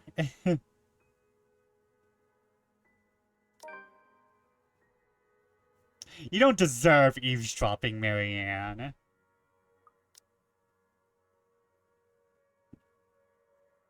No matter how bizarre the conversation might get, I really must go. Not to mention, just standing here when I have no more reason to lawyer just feels wrong. Besides, the magic word here is privacy, and I respect that. Keep it in mind, I won't have a guilty conscience filled to the brim with the secrets of the rich and famous in my hands. You try to pet her and she stands up and walks off. 12 was my first Final Fantasy game. Aside from Van being cringy, I really enjoyed Final Fantasy Star Wars. That might be it. I'm not a Star Wars person. Even though I haven't watched it, I just don't have any interest to go and watch it. There's not... How popular Star Wars is has actually deterred me from it. But 10 was my first. It's up there as one of my favorites, but 9 is my favorite. I take the stairs 2 steps at a time. If I wasn't in danger of being stabbed by my baggage, if nobody else was in the foyer. As Johannes takes the box from me, I give him a small smile. There's no reason to gossip about the peculiar conversation of his employers. He's probably heard much odder things from him. He doesn't seem to be a cat or a dog person either. Johannes likes spiders. I feel that. My mama had a foster fail like that. They get used to you, they'll get a little more friendly. She comes sit on me, but she didn't want pets ever. As soon as I follow him into the kitchen, he raises a hand to stop me. 9. I know you are a very skilled in architect, and I have seen your work. But this shall be my kitchen, and I shall fix it according to my wishes. Yeah? Kind of weird anyone would think that pots and knives are supposed to go anywhere but the kitchen, huh? I assume he's gotten them confused. It wouldn't be the first time. Confused? How does that even work? I understand covers, carpets, or even curtains getting mixed up. Hey, I'd even understand pots being mixed up with silver decor. But knives? Oh, he has a collection of ornamental ones from his father. It takes them everywhere he goes, wherever he moves. I have playlists playing in the background I forgot about. You kind of have to figure it out with these characters. I guess that makes sense. A bit. I was like, oh, the music got dark. Still odd. He merely shrugs before going back to work. Those ornamental knives are going to come back to bite us, won't they? The movers work efficiently even when they're left alone, and they do quick work of their responsibilities. Head foreman comes, standing in the doorway to consult me on this or that, not to go help out every now and then. They pretty much have everything up to standards. They skip lunch entirely, not even realizing when they do so. Nevertheless, all is well as the butler gets to heating up the leftover bubble and squeak from breakfast. Makes a generous batch of fish and chips for them. Most likely simple in comparison to what he serves to the rights, but well done nonetheless. That smells good. Want to wrap up some for me to go? It's an idle observation more than anything. My thoughts, as they are, preoccupy me. And she's getting friendlier. Although she's getting friendlier, she knows that I'm the softie. You said you're her favorite. If there are any left. One can't go wrong with fish and chips. Everyone loves them. Even my husband. And he's American. I really do hate getting up close and personal with my clients. It's a distraction. It's obvious to me that I've gotten my priorities all wrong when I can't help but think about what I heard when I learned about the right couple. Some cat person shows she probably picks up on that. To be fair, cats kind of look at us as we're part of their clatter. I don't think they see us as a part of their family. These things have a way of creeping up on a person though. Thoughts, ideas, whether they are fact or fiction. They creep up and fester and crawl and writhe in a way that twists. Here giggling, delighted and mocking. They creep up and... the sensation of fingers ghosting briefly on my arm causes me to freeze and hiss. Don't! I half expect her to be there. Whoa, no need to scream bloody murder. It's just me. Quiet down before you break glass. But it's just risky. Don't do that again. Ever. I don't like being scared. Though I don't believe in the likes of spooks. Being stalled is not on the top of list of things Marianne liked. Lucky for him, I have nothing within reach, or he would have gotten friendly on I'm sorry. Or he would have gone on friendly terms with something like a rolling pin. What was with that reaction? Were you really scared? Has Johann's been telling you ghost stories? He just loves to scare people. Isn't that right, Brother Gurium? The butler's expression is unreadable. Hardly see any emotion on his face to begin with since I started working for the Wrights, aside from vague amusement. There must have been something there, though, judging from Mr. Wright's own content look. The expression on Mr. Wright's face is almost cruel. Then neither of them spoke, even as Johannes leaves the room to serve workers their late lunch. So, now that we're alone, Marianne, what are you so jumpy for? I was just thinking about all the urban legends the movers have been telling me about this place. Don't tell me you believe in that tosh. They're nothing but tales made up to scare children. Timmy, Billy, don't you dare go up to that big mansion and get in trouble there. The ghosts are going to get you. That's a boring way to look at it, but that's usually what it is anyway, no? Like I said, I was just thinking. It'd be a relief, actually, if those rumors of this place being haunted is true. That just means I'm not going bonkers. Hearing, let alone seeing a dead person is exactly the symptoms of a healthy mind. Sure, there would be such things like ghouls and goblins, but at least I'd be sane. I'm having sapphic dreams about your wife. I'm having sapphic demon dreams about my guilt over my dead friend that star your wife. On the other hand, there would actually be a dead girl walking around. If you could excuse the inane question, Mr. Wright. You haven't noticed anything weird here? A simple enough question on the surface, yet I noticed the man stiffen as the question leaves my mouth. I wouldn't have noticed if I wasn't watching his reaction intently, but in his eyes I see something dangerous. It depends on your definition of the word weird. Are we still on the topic of this place being haunted? Because no, things have not started to fly around and we have yet to require an exorcism. I don't think my head would like to do the whole 180-degree turn thing. Well, maybe that, but no strange people? Aside from my usually weird butler and all the weird men traipsing around touching my things? No, not really. Why do you ask? Have you noticed anyone strange while you were here? Because you must report it to Johans and he'll have security handle it. But these reports better not be about ghosts and things that go bump in the night. I don't want to waste manpower on the boogeyman or senseless witch hunts. I wonder where Johannes' husband is. I'm really interested in him. I'll keep that in mind, Mr. Wright. But no, it's nothing like that. I guess the mansion is just strange for me. It's a unique project. No strange men or women lurking about then? Had a dream your wife was mocking me. I'm jealous. A dead teenager would technically qualify as strange. Yeah, the whole I see dead people isn't going to go over well. Not that I know of. But I'll inform Johans immediately if something comes up. Draco Malfoy here would really want to be mocked by his wife in a dream. I'm serious, Mint. You see anything, anyone suspicious, and you report it. Immediately. I think that goes without saying. The concern he has on the topic of security is quickly gone. His arrogant smug smirk returns, if a bit subdued.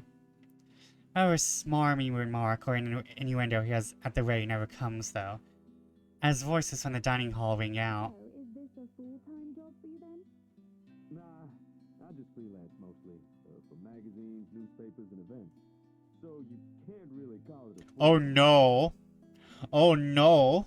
It's fun and it puts food on the table, but it's not what I really want to do. At least not all the time. He'll be the magazine photographer, I presume. As always, Mr. Wright talks in a kind and cheery fashion, no matter who she's talking with. It suddenly puts people at ease around her. It sounds like it's working on the photographer, too. Hitting them, though, seems to put Mr. Wright in a sour mood. At least if his small scowl is anything to go by. Is he jealous? Ask if he's alright. Are you alright there, Whiskey? You're looking like you need a serious drink. What is it that you want to do then? Film. Documentaries mostly. But cinematography is a lot more difficult than photography, right? I was working on this thing, actually. I'm fine. Just a bit winded from all that moving about. It's been a long day. And the day's not over yet. So if you can excuse the bluntness, you either shape up to help or ship out back to your room and let us do the rest of the work. Wow, Marianne, you really are a piece of work. He hesitates, eyes locked firmly on the door that led to the dining hall. Even now, we can still hear as Mr. Wright and the photographer chit-chat between shots. It's not my place to say this, but she really does seem to care a lot about you, you know? There's no need to remind me of that. A strange smile appears on his face before he shuts his eyes and sighs. Tell the workers that you're all dismissed early. That's nice and all, Whiskey. But we really shouldn't just take off. Delays aren't a good thing when it comes to big projects like these. The sooner we tackle certain issues, the better. And I trust you can take care of these issues another day. Don't make me ask again, Mint. Just tell the others they can go home early, and to not worry, they'll still get paid the remaining hours.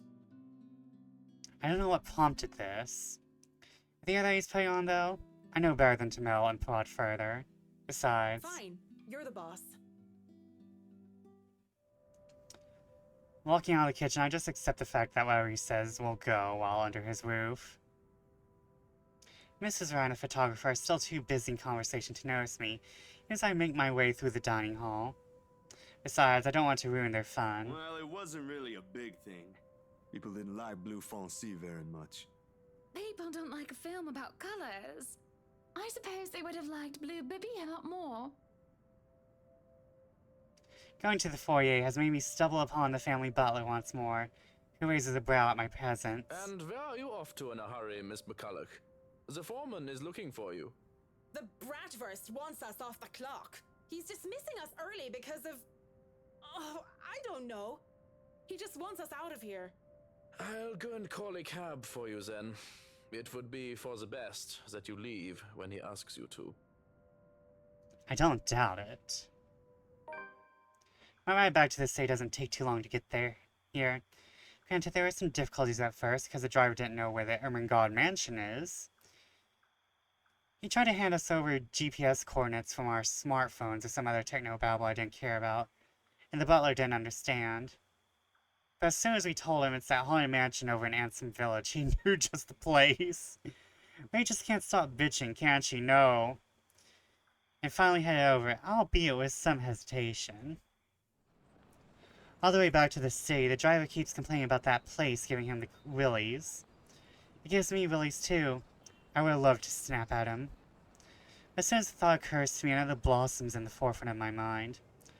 One that has somehow bothered me greatly, more than my exasperation over risky in this project, or wanting all of it to stop. There has been no Lorraine whispering over my ears today. Worse, I found myself searching for it. Searching for her. I'm not even going to pronounce that. Loose ends, bloody loose ends everywhere. I thought I already moved past this years ago. It does nothing to help me curb my frustration. If anything, it only shows that I want a stiff drink. Where else do I go to drink?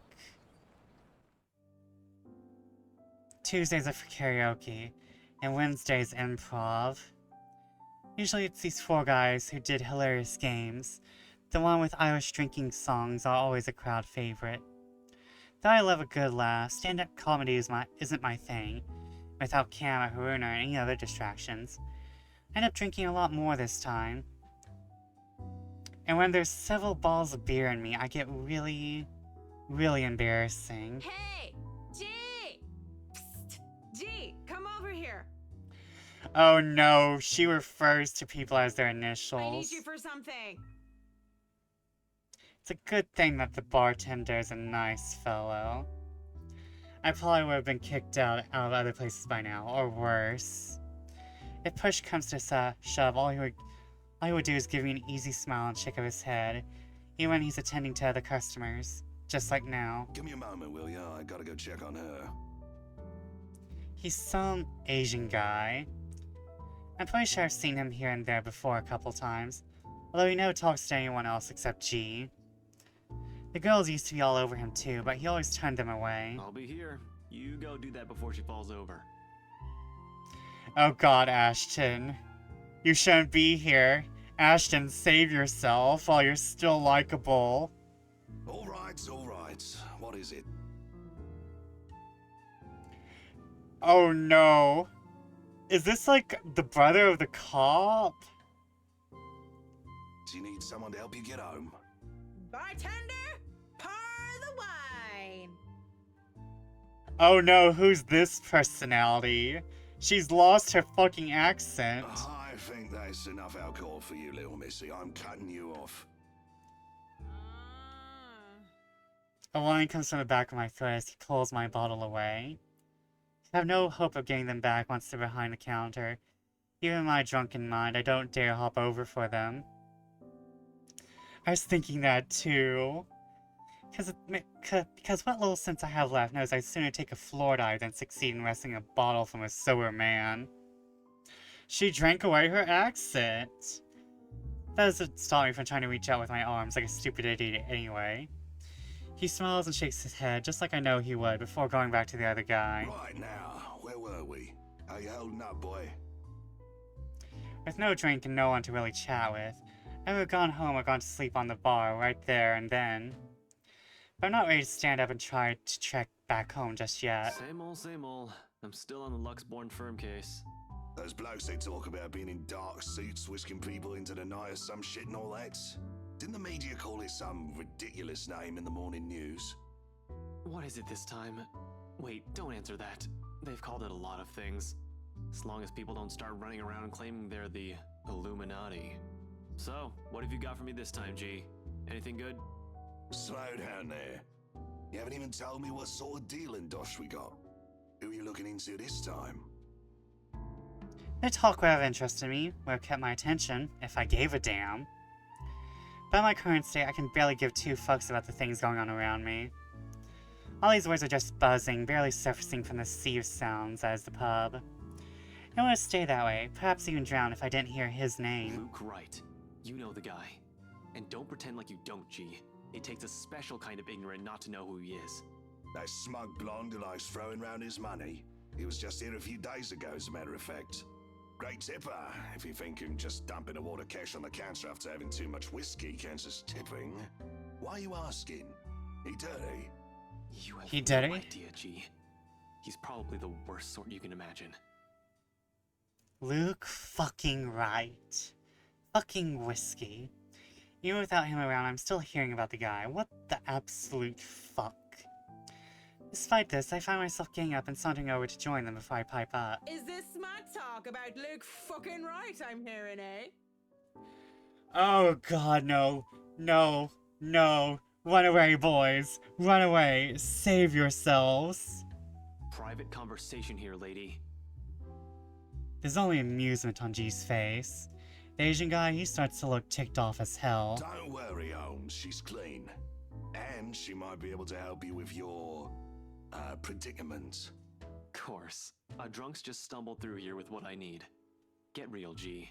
No offense, lady, but you're smashed. I know, right? Nothing beats being drunk after a hard day's work. A, B conversation, C yourself out. Especially when you're working for Mr. Luke Wright. Where the hell did her accent go? Did her accent just fuck off with the booze? So, she works for the guy? Doesn't that make her, I don't know, suspect? See, have a little faith in me, why don't ya? I don't have much, and you might as well have something to go off. You're the one who was so desperate to come running to me for business. Yoo-hoo! Still right here, fellas. 5'11", can't miss me. Unlike Shorty over here. Oh god, I need her to die. What's with that mad look? You want to dance, boy? You don't look like you can bust a groove. Maybe a leg, but with that fancy coat of yours. Okay, it's kind of coming back. To add insult to injury, I move directly behind him and use the top of his head as an armrest.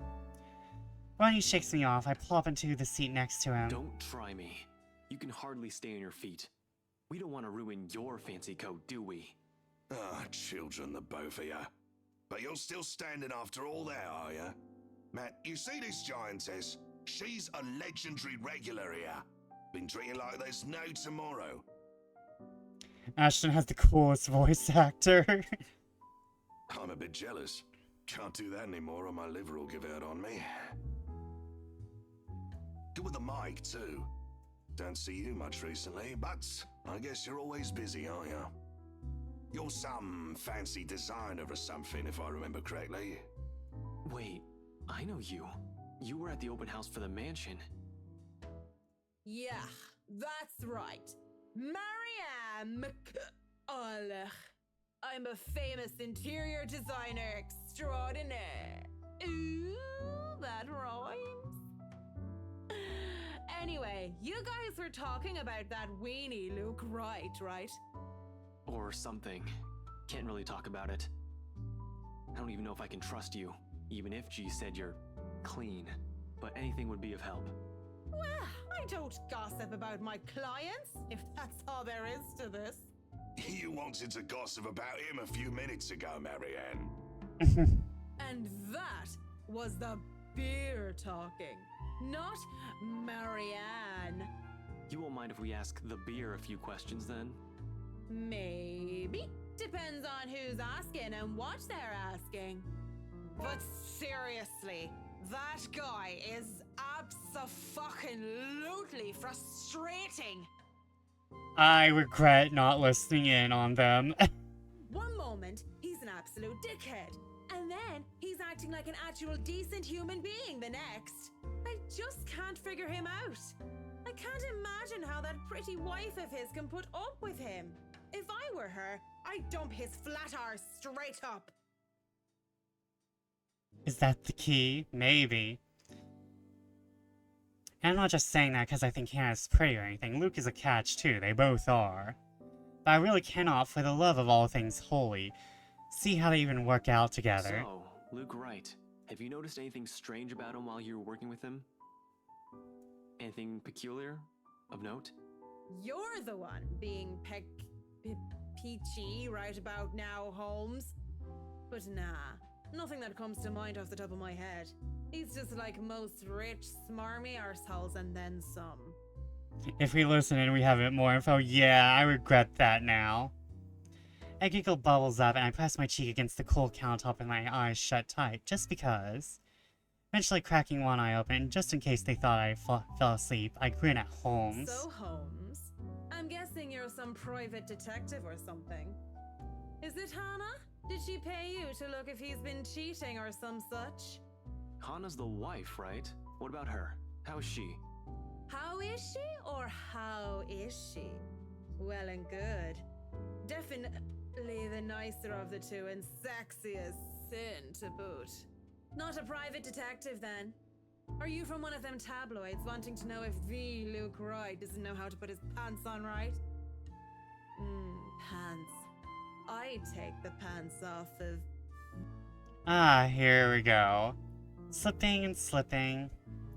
Haven't been this drunk in such a long time. It's a miracle I've been as coherent for as long as I have been right now. I'm asking you if you've noticed any odd behavior from her. Odd behavior? What? I wonder how she'd be drunk. I can just imagine her like the giggly sort. What do you think? These are serious questions, Marianne. Lives might just be at stake here. What do you expect? She's smashed. What do you expect? She's smashed. Why am I even doing this? This is getting me nowhere, G. She's not a reliable source. The chief, let alone the courts, aren't going to take the word of a drunk. This'll be dismissed, and I might be in trouble if they try to argue that I coerced a testimony out of her. This is a fucking train wreck. You're a fucking train wreck now, if you ask me. Maybe it's about time you apply the brakes and stop for a bit. The wave of despair that comes over the both of them is palpable. If feelings had a taste to be bitterer than the beer I'm full of, gets me thinking, though thinking doesn't get me far with too much shite in my system. You know that's not an option. Thanks for being patient, McCullough. Good luck with your work on that mansion. Speaking of that mansion, there's something going on in that place. Something. She's like, no, you. I get the sense we made a mistake, yeah. No wonder Mr. Wright likes it so much. It's as fishy as he is. Rotten bloke. Maybe that Santos girl is really onto something, eh? Suspicious shite, I'm telling ya. Explains why she's so reluctant. What do you mean that Santos girl is onto something? Before I get another word out, there's hands on my shoulders and everything starts to spin. I quickly slap his hands away the best I can and send him the foulest look I can muster. Take your hands off me, pipsqueak. I'm not a lady who's shaken or stirred unless you want me up-chucking on your pretty hair. But it's just like I said. Are you sure you aren't brain damaged or deaf? Santos girl from VRC showed us this creepy letter. You know, just like those spam stuff you get in your emails. and we thought it was some joke or that the girl was just a bit too green to handle a big sale like that. You should have seen the look on their faces when they saw it. Whiskey? That's Luke fucking right, you get me? And the missus didn't look too happy either. I should have taken a picture and posted it everywhere. Oh, so you wanted to doom all of Luxembourg. When rich snobs give you that face, no wonder the Santos girl went all mental on us. Working with them does that, you know? I think I'm about to. I'm not mental yet, am I? Wow, she's messy. Girl does not have a hold on anything in her life. Anyway, just like I said, in that man... Hey, you okay? Holmes? You're looking a bit shaky yourself there. He really is pale. Paler than before, at least. I can see the gears turning in his head on overtime. Suddenly, he shoves a card in my hand. On it, his name, Ashton Frey, and his number. But he has second thoughts as he grabs it from me and slips into my pocket. You're cute, pretty boy. But I prefer blondies. Well, you're not exactly my type either, lady. But listen to me. If something comes up, don't do anything rash. If you think you're in danger or if you see anything suspicious, call me and the authorities as soon as possible. You understand me? That's 99... I know what the damn emergency number is. Right, 999. Good. Anyway, I have to run. See you, G. We must establish that we are in Europe if you don't already know. I think I'm going to save here, because I'm not sure if I can handle more Marianne tonight. I should hope that they're not each other's types. They look like siblings. Anyway, I know I just saved, but I do this in Pokemon too. Oh, they just look the same because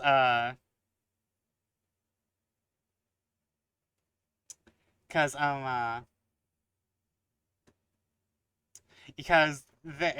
the art. They look way different in other portrait arts, but they just look the same now because like however, like, Ashton is supposed to be, Asian. Somewhere of, like, you know, close to China, all that. He just looks like he's related, because in all, like, the regular live 2D stuff, he looks like everyone else, unfortunately. But I had fun. We went a little above what we were, and I like that. Oh no, my thumbnail art is fucking, is the lesbian hug scene. Okay, who is on that I can send you guys to? We have Kiro. We have Chen.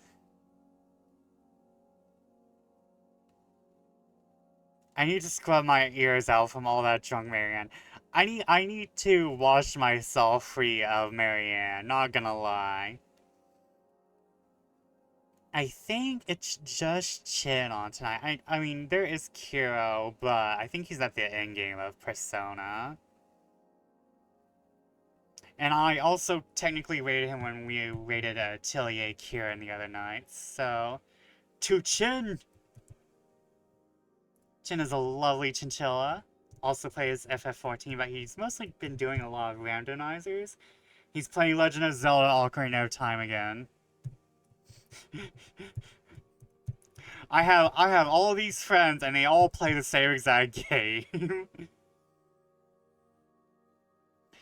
we can barely get System out of the Hush House and can barely get Chin out of Ocarina of Time. But thank y'all for joining me. I had fun. I'll see y'all again tomorrow. We'll be doing either art or after place, I think. But thank you all for joining me tonight. I had fun. It was nice. We got to make fun of this fucking visual novel again. I can't wait to play again. Last all, thank you. And good night, good fortune, and see y'all tomorrow. Bye.